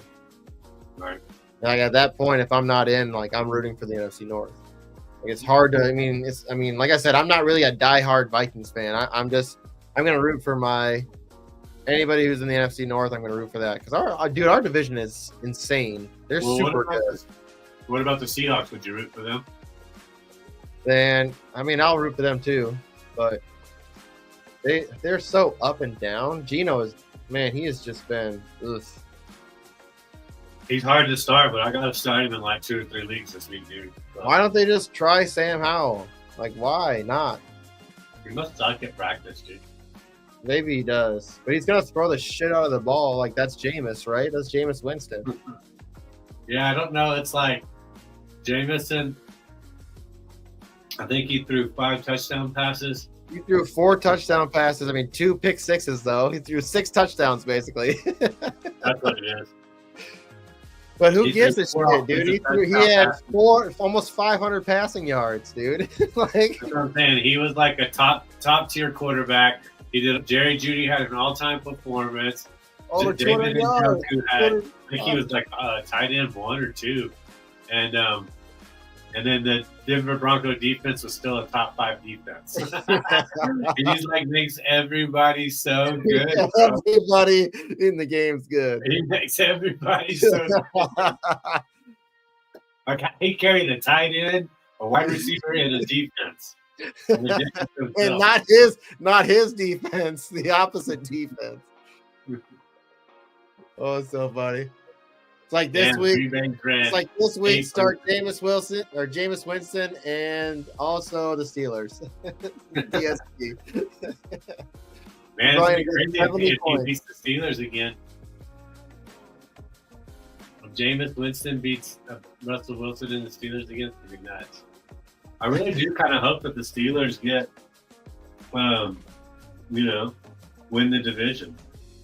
Then Baltimore would have to go on the road all 4 games. It'd be nuts. You can't tell me though Jameis hasn't brought that team back to life.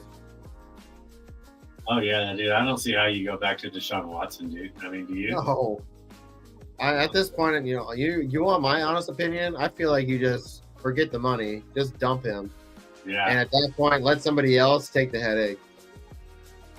Yeah, I obviously you see if you can trade him. Well, you can't. You probably can't trade him because it's You're money. not gonna be able to trade him.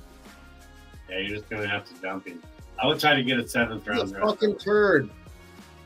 I'm sorry to say that. I was a huge Deshaun fan, regardless. 'Cause I'm a Gamecocks fan, and he was a Clemson guy. But man, him coming into the league, he was special. Like he went to the Texans, who were kind of like all they really had at that time was DeAndre Hopkins, and yeah, I think that was it. Like they didn't really have much, and then DeAndre Hopkins, regardless, is going to get 150 targets. And with Deshaun Watson, he was just beast mode with Hopkins.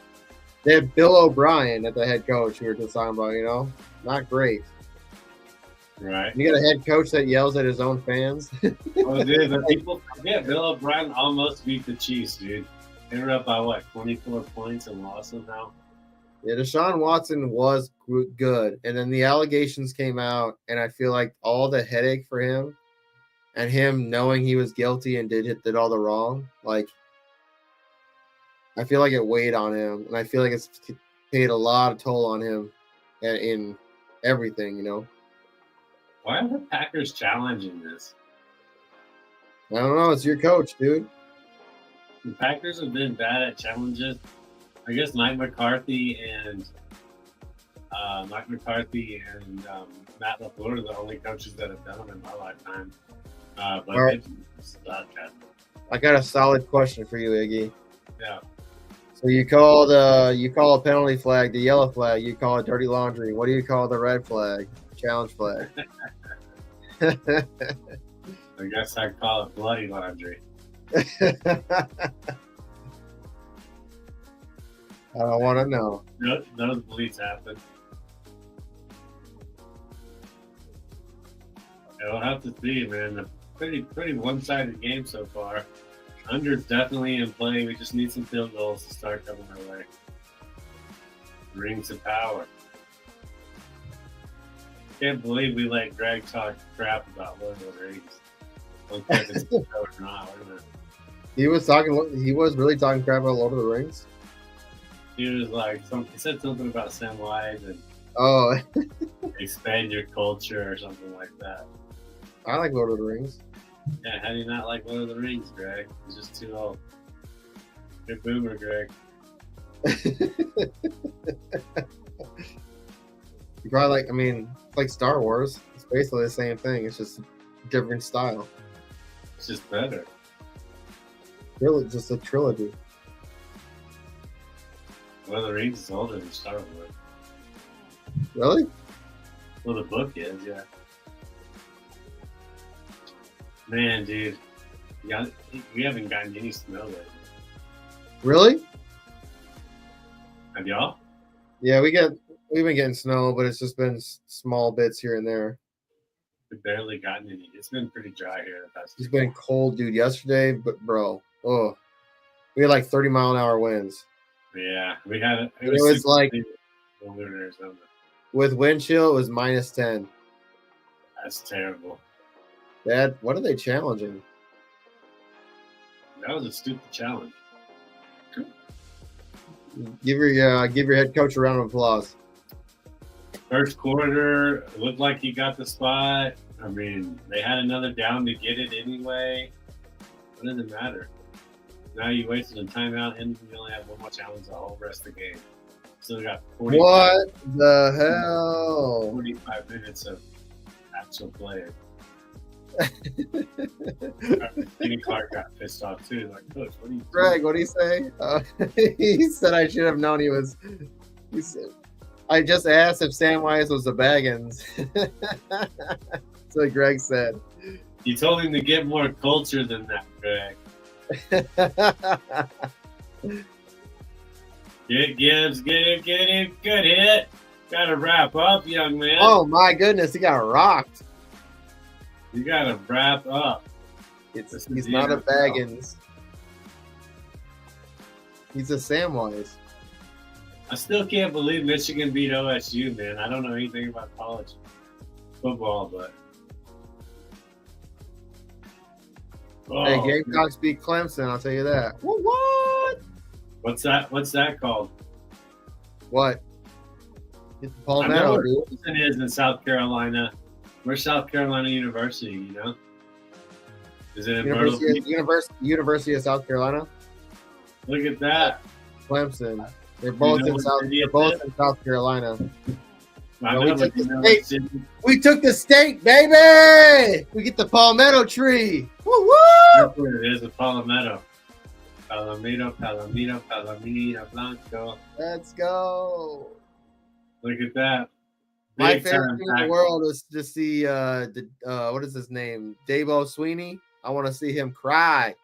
So who's gonna win it? There's no ranked higher than us. Who's going to win the college playoff?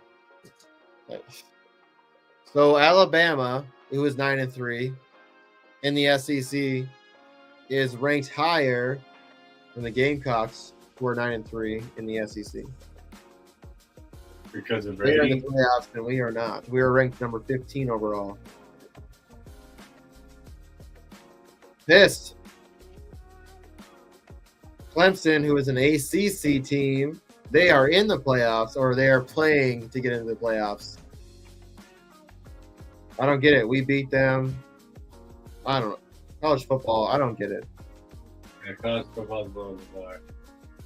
It's all about politics in college football. Yeah, I'm sure it is.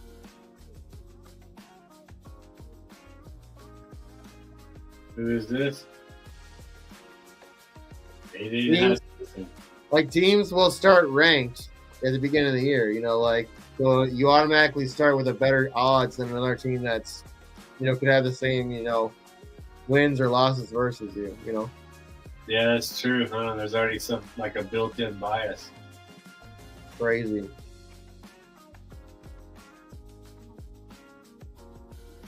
I guess if the Gamecocks would have beat Alabama, they were close. We lost by 2, man. We almost beat them. We would have beat them, then they have to let us be more, higher ranked than them. But shit, we almost beat LSU too, and they were ranked 12 at the time. Well, we lost our quarterback before the second, before halftime. He ended up getting injured. We lost by a missed field goal at the end. Damn. Yeah. I mean, the SEC is all about Texas, right? They're what? The SEC is all about Texas. No. What? I mean, aren't they the best team? Who? Alabama would be technically the best team. I mean, they would be technically. When Saban was there, they would have been the best team in the SEC. Well, who's the best team this year? Doesn't the UT have the best record? I think it's still. I don't know who it is. Let's see.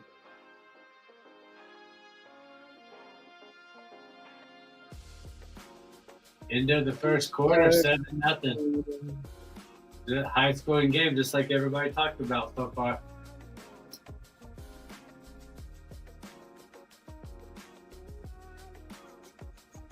Pancakes. You like pancakes, JC? Yeah. Let's see. Texas right now. Texas, then Georgia, then Tennessee, then what? South Carolina. Tennessee, our guy Ronnie. Big Tennessee Volts guy. I wonder how his teams are doing. I wonder if they're doing as good as his poker teams were doing. Dude, he fucking killed it in poker. Yeah.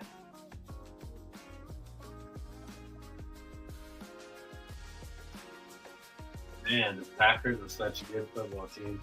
Hopefully they win this game. Let's see. Texas is 7-1 or 11-1. They're 7-1 in the conference. Georgia is 6-2 in the conference. See what? That's what I'm saying, dude. They have South Carolina ranked at number 4 and Alabama ranked at number 6. So how is South Carolina not in the fucking playoffs? I don't understand. Make it make sense. Dude, look at this. What the hell? Bro. They had the Knuckles and Sonic jackets on.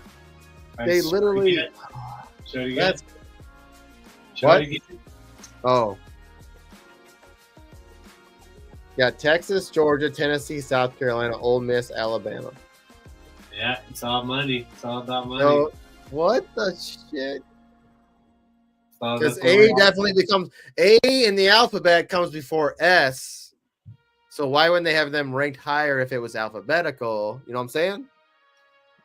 I mean, yeah, that could be. Dang, dude, I thought this was my TV for a second. They did a great job.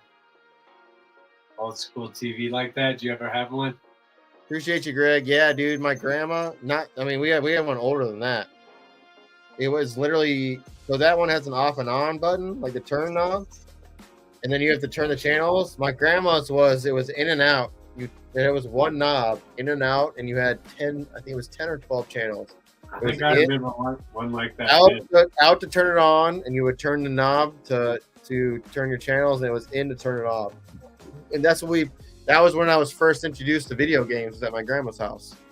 Nice. And it was Duck Hunt. Oh yeah. And we literally had to, you had to have the YouTube TV. Appreciate you, Greg, for hanging out with us. Great show tonight. Yeah, these are my 3 players in the Oasis tonight. David Montgomery, Amon Ross St. Brown, and Zadarius Smith. So I'm in first place right now.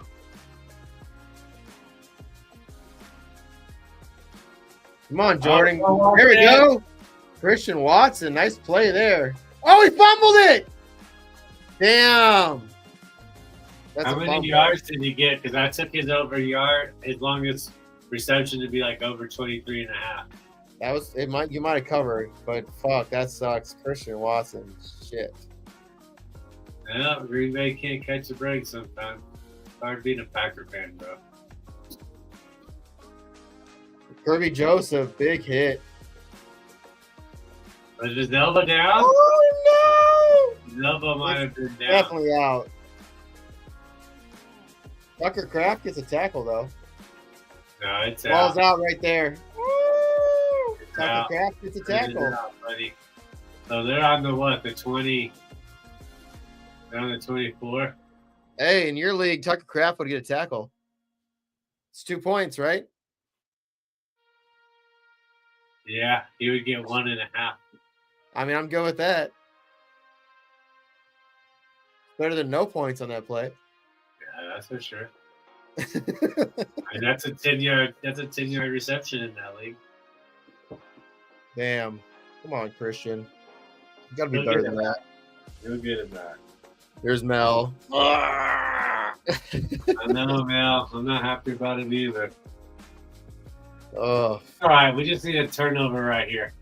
Let's get a McKinney pick. Do you think there's any way Bowers wins Rookie of the Year, or does it have to be Bo Nix or Jaden Daniels? man. Who do you think? Do Who do you you think Bowers can win Rookie of the Year, or do you think it has to be Daniels? I don't know, man. It's really tough to win over a quarterback. And to me, if you want my honest opinion, I really like Jaden Daniels, but Bo Nix, the way he's come on, and he's come on very consistently at the end of the year. I don't know. He's making a name for himself. Yeah, he's doing pretty good. He's the best. Regardless of them not winning a lot of games, Yeah, he looks Denver. really good. Denver's. That's the best quarterback they've had in years, man. Yeah, see, that's what Jerry said. It's gonna be QB, and I don't know, man. If you would have put, I bet you the odds on Bo Nix to win at this was pretty high. Like the odds, you probably get it was probably like 1,700 to 1. Like you probably could have made. When they started. Yeah, he's the second favorite right now. yeah, he might win it. Like, what's the first, Jaden? I don't think it's him. I think he came on too strong and deflated. I think, and you'll think you'll see it at the end of the year. It's like, what's recency bias, right? Definitely. That's what I was thinking about Bowers. He's going to be breaking all these tight end records. Yeah, I get that. Like he might win he might win some other award. This sucks that some of these Rookie of awards the have to Year. go to quarterbacks. He could win Offensive Player of the Year. But that's what it is. It's rookie offensive player of the year. Yeah, but they could just give him Offensive Player of the Year. Don't they have that too? That's probably going to go to Derrick Henry or Saquon Barkley, I imagine. That's right. Third down. Let's go. Stop them, boys. You know what else has been pretty special is that Joe Mixon. He's been so good, bro. He's missed like 2 or 3 games, right? He's been really good. When he's playing, he's so consistent. I mean, even Josh Jacobs has been, not tonight, crazy, but he's been actually really good for that team too. I'll tell you who has not been good is fucking Aaron Jones. Dude, what are you talking about? He just made the game-winning reception. He fumbled on the first play of the game. Oh, He man. got the ball and fumbled it immediately. The first Vikings possession, he fumbled the ball and lost it. He's not going to fumble. No, you don't, because then they go in and they scored a touchdown. They were like on the 20. He fumbled the That's what I ball. feel about the Vikings. Is they've been winning way too many close games. They're going to Yeah, catch. I know, and it's not fun to watch. They're going to catch the flip side of that at some point. Yeah, Rick says Bowers deserves stuff. I get that. I don't know, man. Pitts did pretty well. He did really well for his rookie year too. He hit over 1,000 yards. He was the only. Is Bowers gonna hit over 1,000 yards? Yeah. Because there's only what? That'll be what? I think Pitts was the second one to do it. Yeah. So he'll Mike be the Ditka third. holds the record. Mike Ditka has Ditka holds the record. 1,084 yards, I think, or something like that. Mike Ditka. Ditka. Looking at some of my best balls here. Yeah, I mean, Caleb Williams, I think he's special. The only reason is because he does something that a lot of QBs don't do. and I really kind of the last couple of weeks I've kind of started to notice it a little bit, is he likes to run, like he'll run towards the sideline and towards the first down line, or be like, but he won't cross the threshold to where he can't throw. You know, he won't cross the plane, and he'll like get really close to the it, like running out of bounds. So he'll pull a lot of defensive players towards him, and he'll get a person open, and literally before he goes out of bounds, he'll throw the ball and get a completion. You're like, I haven't seen a lot of quarterbacks do that, and I think that's extremely impressive. Yeah, he just looks really poised to me late in the game. I think he'll get better. I just think he does things that a lot of quarterbacks do. Like, you know, when Mahomes did, you know, special things too. Like, right, he was like making plays happen that weren't going to happen. You know, that's what I like to see in some of these running quarterbacks or gadget quarterbacks, you know, where they're going to kind of make something happen. You know, that's what Michael Vick did, right? You know, he would just all of a sudden, boom, out of nowhere, here goes Michael Vick. Michael Vick would be a beast. Yeah, dude. You know, until we expected that from him, and we just expected it. I just expected it from him to have great games all the time. Week 14, man, it's gonna be a monster. You really hold me tight. You want to hit the commercial break real quick? Oh, you gonna hit that commercial break real quick? Yeah, we're gonna hit. All right, y'all. We're gonna hit the commercial break real quick. Hey, if y'all got an Apple phone or an iPhone, or that would be an Apple phone, or a what's that, Google phone, or an Android, go download this app, Better Takes. If you're somebody who's out there trying to make bets, go check it out. Better Takes is crushing the game, man. It definitely helps you out, and yeah, check out Better Takes. I'm gonna play that promo right quick. Appreciate y'all hanging out with us tonight. Check it out. Find your win tuition and elevate your sports betting with Better Takes. Better Takes examines your betting history to uncover hidden areas that cause bankroll leaks. Uncover patterns and biases so you can break the cycle of mistakes, avoid weaknesses, and play into your strengths. Our advanced stats offer unparalleled granularity, helping you immediately spot problem areas that could be affecting your success. Use the Better Takes Edge score to gauge your expertise for each potential bet, providing clarity and confidence in your decisions. Take control of your betting journey. Download Better Takes from the Apple App Store or Google Play today and start understanding your biases for free. Before placing bets, check with Better Takes, a smarter, more informed approach to sports betting. Yo, Better Takes. We are man. back. We are back. Free Yeah, data you guys- available to you. Yeah, why not use the free data, man? It's right there for you. You know what I'm saying? Helps you with track your bets for you, which you should be doing anyway. And then, you know, just let you know, hey, you're not too good at spread bets, or you're not too good at total bets. So why don't you look at something else? Man, That's great. You know, why not use why not use anything that can help you win, right? Anything you do out there that can help you kind of get the upper hand on the bookie, why not try it out? Especially if you are getting into betting.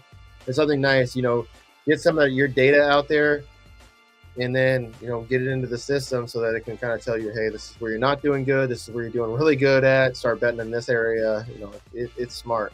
Smart betting is good betting, right? Absolutely. Man. What do you always say? Bet smart, be lucky. Bet smart, be lucky. Big run by Josh Jacobs there. Puts the ball into Packers territory. Yay, I need Joshy. I got Josh and Montgomery in my bots league, so I love it. Josh Jacobs, man, he was an accidental. You know, I wasn't really big on him coming in, but he was my accidental pick that turned out to be a blossom in disguise. I think that's the thing. I think I was high on him, but he just kept going a little higher than I wanted to go on him, you know. But yeah, he's been great, dude. No doubt about it. Was that Lloyd? I thought he was going to come in and be something special, but I know he had a fumbling problem and he got hurt. Yeah, USC, he hasn't really played a down. I didn't know. He played for the Gamecocks and he was really good, but like he has a fumbling issue. He must have got hurt though, right? He got hurt. He's on IR. Yeah, he hasn't played much, dude. Yeah, my best team on Drafters has Jonathan Taylor, Saquon Barkley, Derrick Henry, Josh Jacobs, Alvin Kamara, and DeAndre Swift. Tell me running backs don't matter. That's my best team. That's my best ball team, period. And those are my running backs. I mean, I do have JJ, but after that, my wide receivers are kind of doo-doo. Brandon Cooks, Darnell Mooney, Adam Thielen, Marvin Mims, Wandale Robinson, A.T. Perry, Jason Tolbert, Elijah Moore, Kadarius Toney. It's about the running backs, dude. You know what we're gonna have to do next season? Maybe we'll have to plan it for next season where we can all meet up and go to. Maybe we'll have to figure out if it's gonna be a Packers Vikings game, and we'll have to go to Lambeau. It'll have to be in Lambeau though. Where you, me, Mel, anybody wants to meet up, we'll go to that game. That shit would be sick. That would be cool, dude. I need to go to a Lambeau game for sure. I I've want to never go been to there, the dude. draft real bad. It's in Lambeau this year, you know. So we're going. What is? On. Oh, dude, I'm going to the. You want to do that? I think I'm definitely thinking about it. I would, but we're going on a vacation in May, man. So I gotta. All right, well, I'll videotape. I don't think I'm gonna go and videotape. I'm like, wow. You should try to get press credentials. That would Yeah, be that would be- Man, he has hit our center so hard. Man, alive. Holy shit. 1st and 5, though. Packers putting together a decent drive here. We'll have to see what happens. Motion. Rick says, does anybody see Marshawn Lynch and Andre Miller in the same room? No. They don't look the same. Come on. Yeah, they don't look the same. Marshawn, dude, he's a big dude. Tucker Kraft just doesn't do crap on this play. Let's watch him. Boom. Got blown out to the freaking got bent backward by Nowowski. Bro, he just played like he was like LeBron James right there. Campbell. What's okay? We got another Campbell tackle. Take it. There you go. Good work, There everybody. you go, Jacobs. Let's go. First down. Campbell, another tackle, bro. What's he at? Do you have the box score option right there? Does it have the defensive players? Let me see.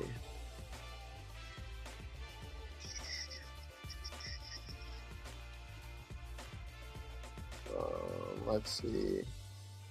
Come on. What's wrong with Runyon? We'll just watch. We'll leave this, and I'll find it. I'll find it for you. Ryan. What's wrong with him?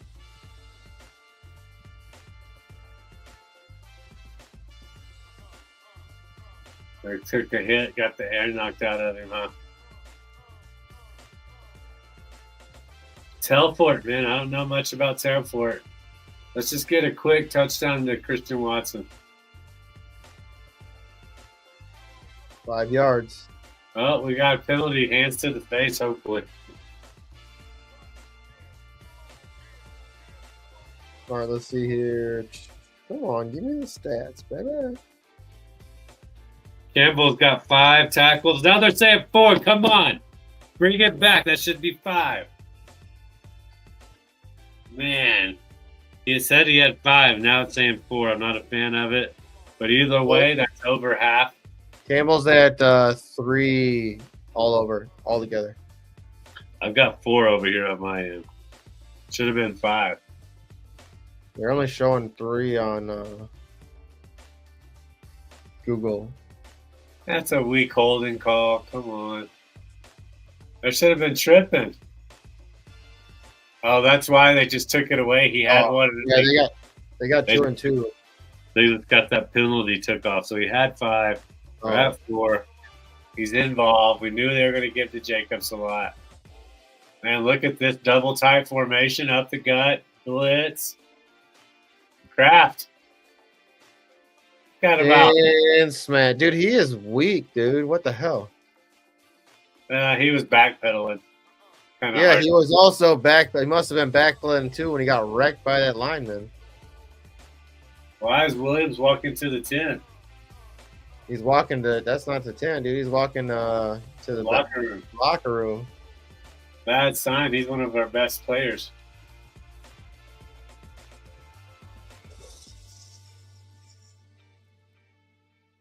Christian Watson's reception was 20 yards, dude. 4 yards short from the longest. Go.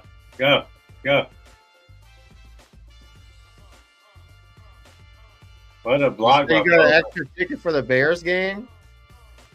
Mel? Packers Bears game? That should be fun. When is that? Yeah. January 5th? Or we just get back from Duluth? Duluth, baby. I love it up there, dude. There's so much water. It's like being on the ocean. Because you can't even see across that fucking lake. Yeah, dude, that's insane to me when I really think about it. I mean, it all together, it all connects to the ocean. Right. Those huge Man, freighters come through. Big tankers. Yeah. Damn. Huge lakes. They're massive. Yeah, I want to see the Great Lakes. Man, Cavs beat my Nuggets. I had a feeling that was going to happen. No, it's all right.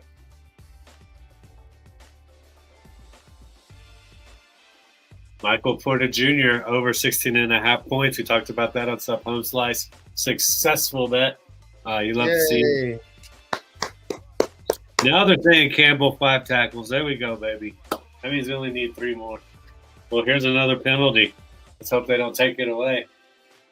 Illegal use of hands, I told you.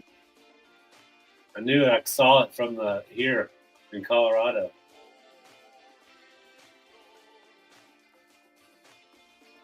Yeah, he's choking him. What? Dude, he's trying to give him that Undertaker choke slam. Yeah, bro. He's about to go full cane on him. Who's going to score the touchdown here? Josh Jacobs or Reed? I hope it's Reed.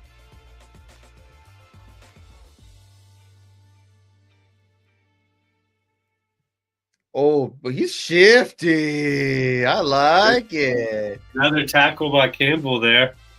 Unless this one's a little ahead of me. Nope, they just counted that. There's 6 tackles. There you go. You got to get that. That bet would be a big, nice win for everybody involved. We told Is the that people 8? Is that 8.5? he's got to get 7.5, and he's at 6. Oh, you got to get 8? Yeah, I mean, you're good. Shit, it's not even halftime. Head hit, Campbell. Good tackle. Nice stop him there. That's one guy that I don't worry about. That guy's an animal. He's a dog and a dog competitor. Easy what you say there. We don't want Michael Vick accusations. Yeah, I mean, he needs to be calm, too, because he's throwing challenge flags on nothing. God dang. Oh, Tucker Kraft! There was for Kraft touchdown, dude. Dang it. Makes you pull your hair out sometimes, don't it, man? It's just like, God dang. Oh, just what kind of touch is that, Jordan? Is he getting rushed? What are you doing? That was a terrible pass from Love. Campbell got locked up. Campbell was supposed to be on him. He could have actually ran out to the right and kind of just dumped it off to him. Oh, my goodness. That's terrible. You got to run it. Pass interference. Yeah, easy. Flag's out. Yeah, it's pass interference for sure. For sure, dude. He threw him to the ground. I mean, Jesus. This has been a long drive by the Packers. Everything they needed. Let's look at the match. Man, I love female, but I don't know if I'll be energy just because I'll be Friday. I'll be just heading back from Duluth back down here. I'll be up there for 4 days. Snowboarding, baby. That could be fun. Yeah, he's totally shoving him out of the way. I mean, you can't push people out of bounds. First down, now Josh Jacobs up the gut, and we got a game, bro. I would like to see that. Although that field goal would have helped me. But I'll take a touchdown for my guys. You know that. Dan Campbell looks like he's going to fucking tackle somebody. Watson, she's saying.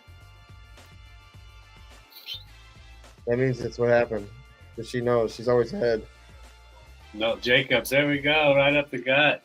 Yeah! Bots, let's go. Battle of Sexes, dude, crushing it. That just helps me out even more. Dude, Jacobs or Montgomery to have the first touchdown is at like plus 225, I think.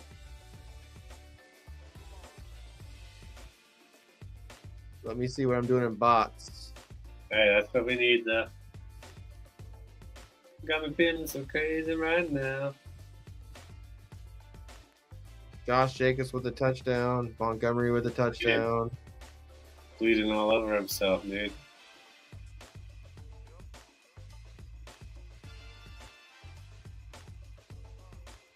Extra point is good.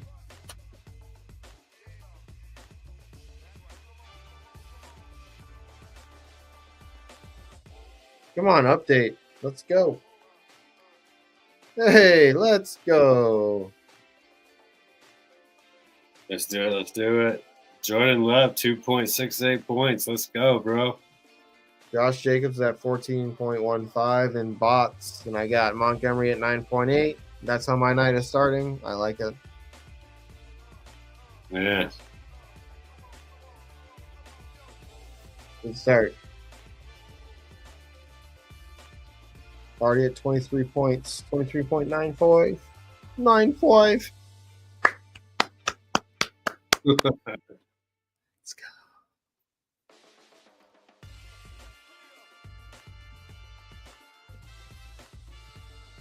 Mel, you're always ahead. You're always ahead, dude. No, we got her this time. What are you eating for dinner tonight? Tacos. Oh, I'm so jealous. Sounds so good. These are the ones I had the other night. Yeah, those looks like delicious, man. Tamales. Yeah, we just had leftover tacos tonight. They're still good. 2 nights in a row. Any kind of tacos, I don't even care how shitty they are. They're gonna be good. I love tacos so much. It's sushi. Sushi would be number one for me, and then it would be tacos, and then it would be like some kind of pasta Italian. Yeah, I bought the wife sushi yesterday. Oh, Yeah, so good. after that, so she got your one too. Delicacies. She got the one too. We're way behind you now. Get out of here. Mel's always ahead, dude. She's always ahead. $6 IHOP pancakes and bacon, and eggs. There's this place we go to called Elsie's. It's a bowling alley, and they got breakfast there. And they got big pancakes, bro. They're so good. It does sound good. Pancakes at a bowling alley? No, I never heard of it. Sounds delicious.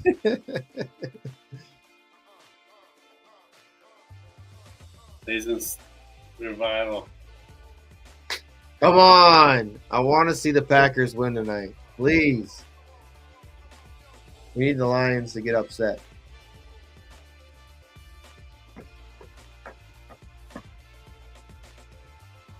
Because then the next face-off, when we face the Lions again, if we beat them, then we'd be ahead of them in the division. Yeah, I need y'all just to keep losing and Green Bay to keep winning, man. What? Let's just beat up on the Lions. I don't know. You think Philadelphia is going to get the number 1 seed in the NFC? Why? Because of us all beating up on each other. I don't know. They're just going to crush Washington, New York, Dallas. What are they? Are they 11-1? They're Eagles 10-2, right? I think they're 10-2. Yeah. Yeah, I don't know. Or 9-3. They might be 9-3. Yeah, because the Vikings are 10-2. Let me look it up. Because I'm saying if the Lions lose tonight and y'all win tonight and we win, we'll be tied with them and you'll be one behind all of us. So it'll be they're 10-2.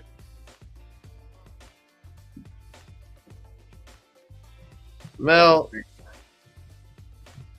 always complaining about. Montgomery's such a good running back, dude.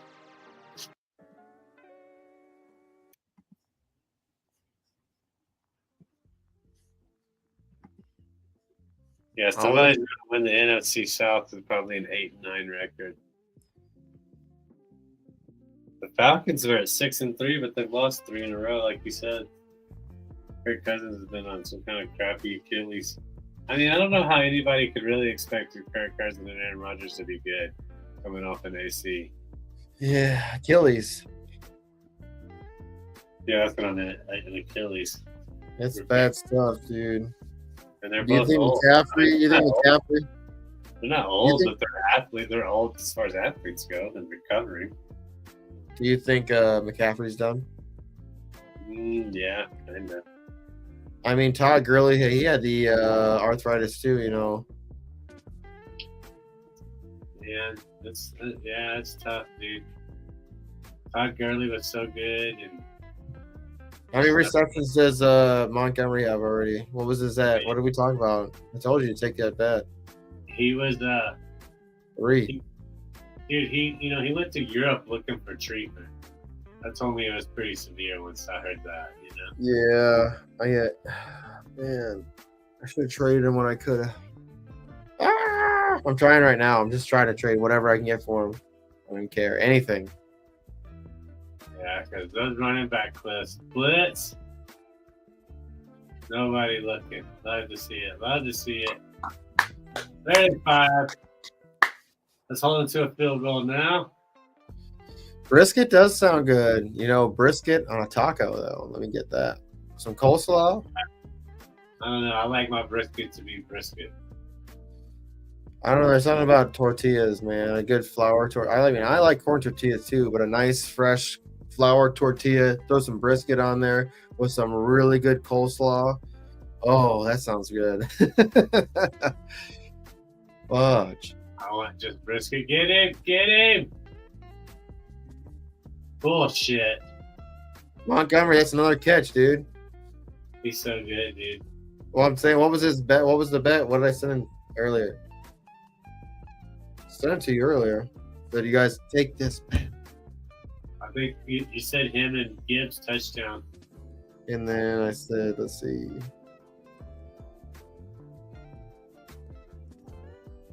Over 17.5 receiving yards.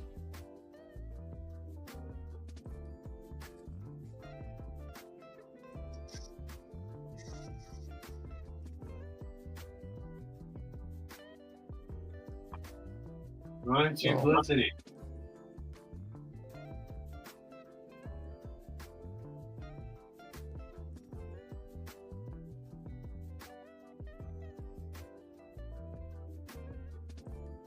I think they had him at 3.5. And I think it was at plus. Lions are talking crap, man.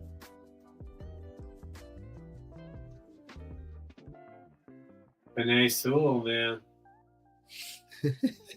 That's already been.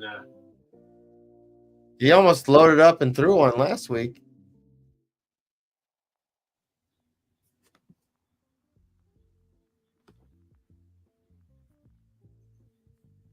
Looks like they took too long to get the play in. So Jared Goff's probably calling whatever he wants, but That should be fun, Mel. Oh, Mel's going to Atlanta. She says she's going to have room service breakfast. nice. For New Year's Eve or what? That's where I'm going up to Duluth for New Year's Eve. Nice. I'm just glad I don't have to work till most of the time on Tuesdays. I work till like 1 o'clock in the morning. And My anniversary, dude. My anniversary. the New Year's Eve. Yep. Nice. Cliche. I don't think that's too cliche. Oh, what's going on with my TV? It's my aunt's birthday. I think it's the commercial. Mine's kind of glitchy too.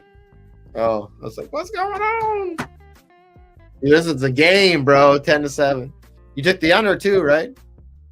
Took the under with 2 field goals per team. So if the Lions could just knock out another field goal before halftime, Pretty much. I think the under saved. It would take a lot for the under to not be saved. And then we just need 2 Green Bay field goals, bro. A couple 10, let's probably get about 4 or 5 more Campbell tackles. What do you think about McManus? I think he's great. I think he's a good kicker. Vince McManus. Vince McMahon.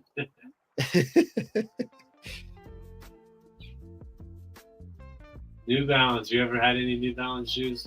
Thanks, Rick. Yeah, dude, in the military, that's what we got issued for PT. Really? Yep, New Balance. Nice. So They're like dad sneakers, dude. That's what you mow your lawn with if you're a dad. You could what? I said if you're a dad, that's what you mow your lawn with. I don't know if you know that. It's like a dad joke. Back in the day, the New Balances weren't cool.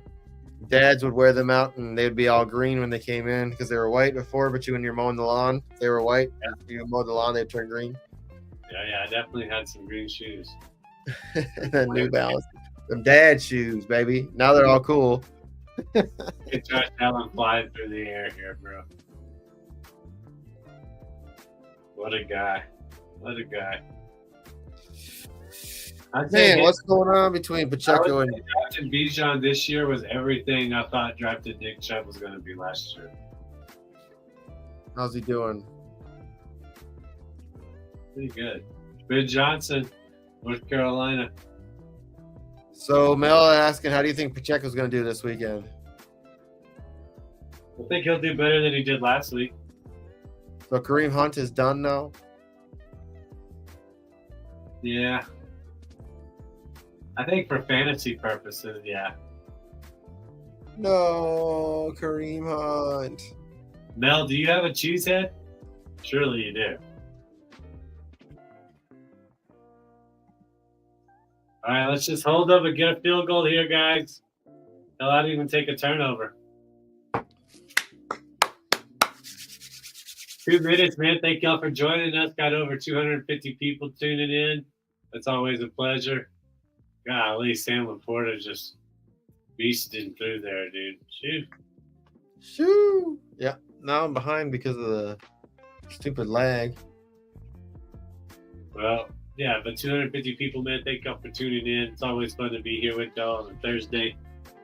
You know, JC and I have been doing this a long time, 4 years. So just remember, we'll be going after Greg and Tipp's Thursday Checkdown with their pros versus Joes. Like we said, SoCal Jr. going to be on the show. Stoked about that. He's already punched his ticket to the fantasy football sevens, and he's playing against Evan. So that's going to be interesting. Oh, Evan, that's awesome. Father versus son. Go, David, go! I'm sorry, I don't want him to score against the Packers, but I do want him to score. Packers call the timeout.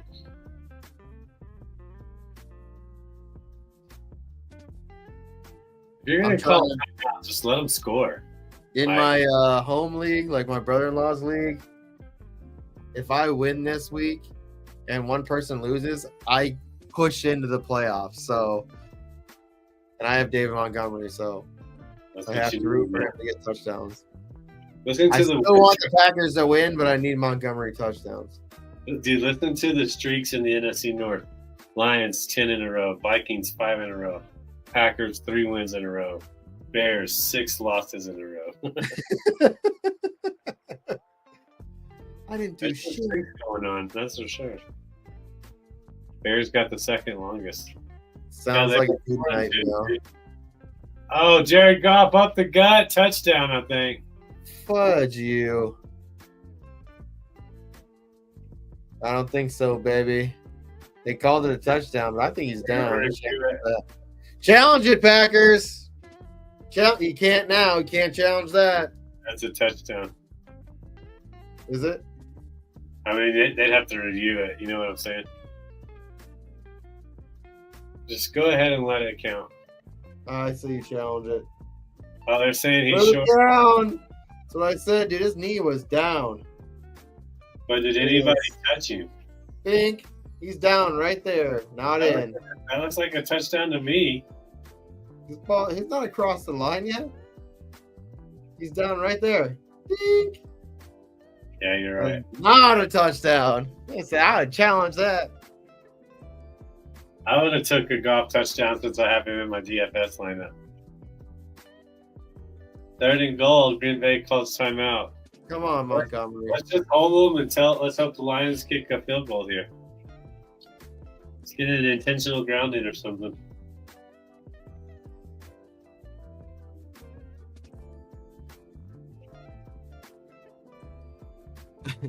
Mel says I have Skechers and I like them when I have to wear shoes. Skechers are nice. I wear Vans. I got my tennis shoes right now are Adidas, but I also wear this brand called Astral. They make mainly like PFDs, like life jackets, but their shoes the water drains in and out of them, so they're nice to wear on the river. You see those socks they make that are like they protect your feet when you wear them? Like you can wear the like toe socks, but you don't have to wear shoes with them because they'll protect the bottom of your feet like a shoe would, but they're like literally their socks. Yeah, I have seen a couple of those. Let's see.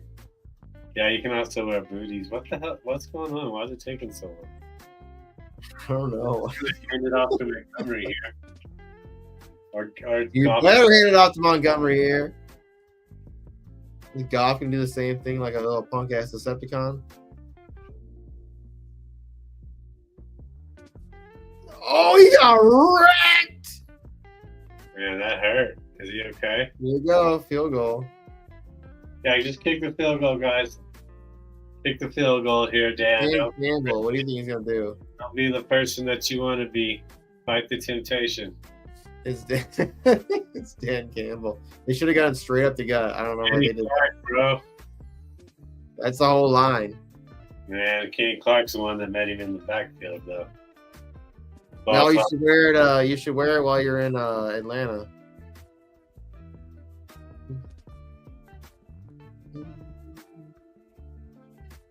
They're going to call timeout and kick a field goal.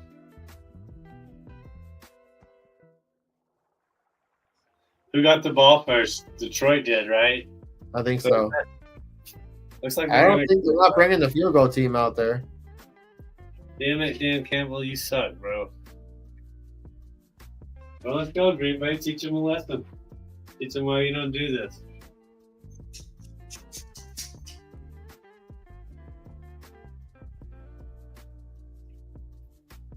Oh, I got Jahmyr Gibbs in there now. Shit.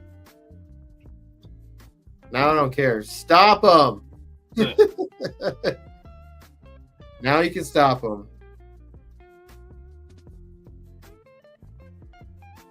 Oof, I don't know, man. I'd be worried with Gibbs on the outside there.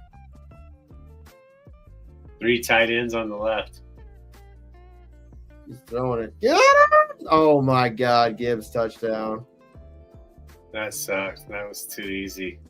Both the linebackers blitzed, and he just threw it right there where they were. That was way too easy. That was terrible. No, that's a way to end the first half, I guess.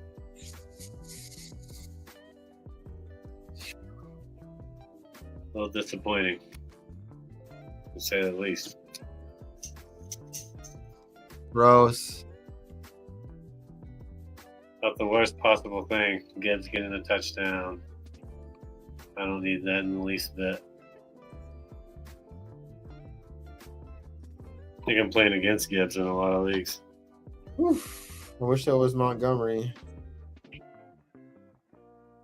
I told you, though, what I say. They both get touchdowns tonight. Yeah, you did. They got that done in the first half, bro.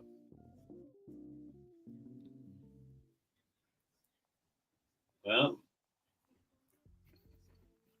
McDuffie got, they had man coverage. McDuffie got smoked. Hit him with that outside and then the inside. McDuffie. Where was the hell? Your coach just looks so disappointed. Here's Mel. Yeah, he looks very not happy. Well, what are you going to do?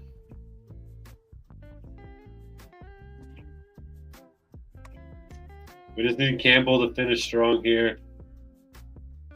You know. Well, I mean, shit, you gotta get a return for a touchdown. Let me see. Yeah, they kick him too deep. They don't let our guy. Yeah. Nixon led the league in kick returns the past 2 years. Yeah, I'm playing against Gibbs in your dynasty league, bro. The game I gotta win. Oof. 12 points now.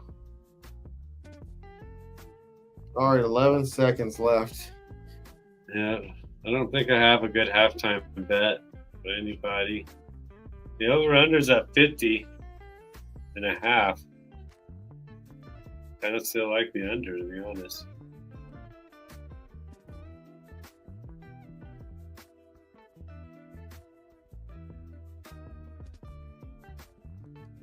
All right. Here we go, dude. Victory formation. Yeah, There's dude. no victory here. No balls. Well, I'm looking for a half, Greg, but I'm good, man. It's been a long day. I wear Aaron flip. Rodgers wouldn't have allowed that to happen. Yeah.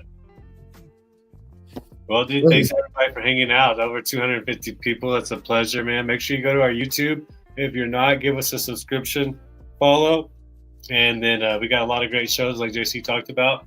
And if you get a chance, just go over there and watch, 20-minute short video for the Sub Hub Slice, man. You'd be really helping that show out. So thank you guys once again. JC, thank you. Always fun.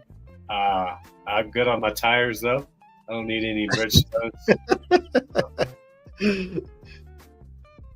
All right, Yeah, man. dude. Great night. But dude, I had a blast. It's always, yeah.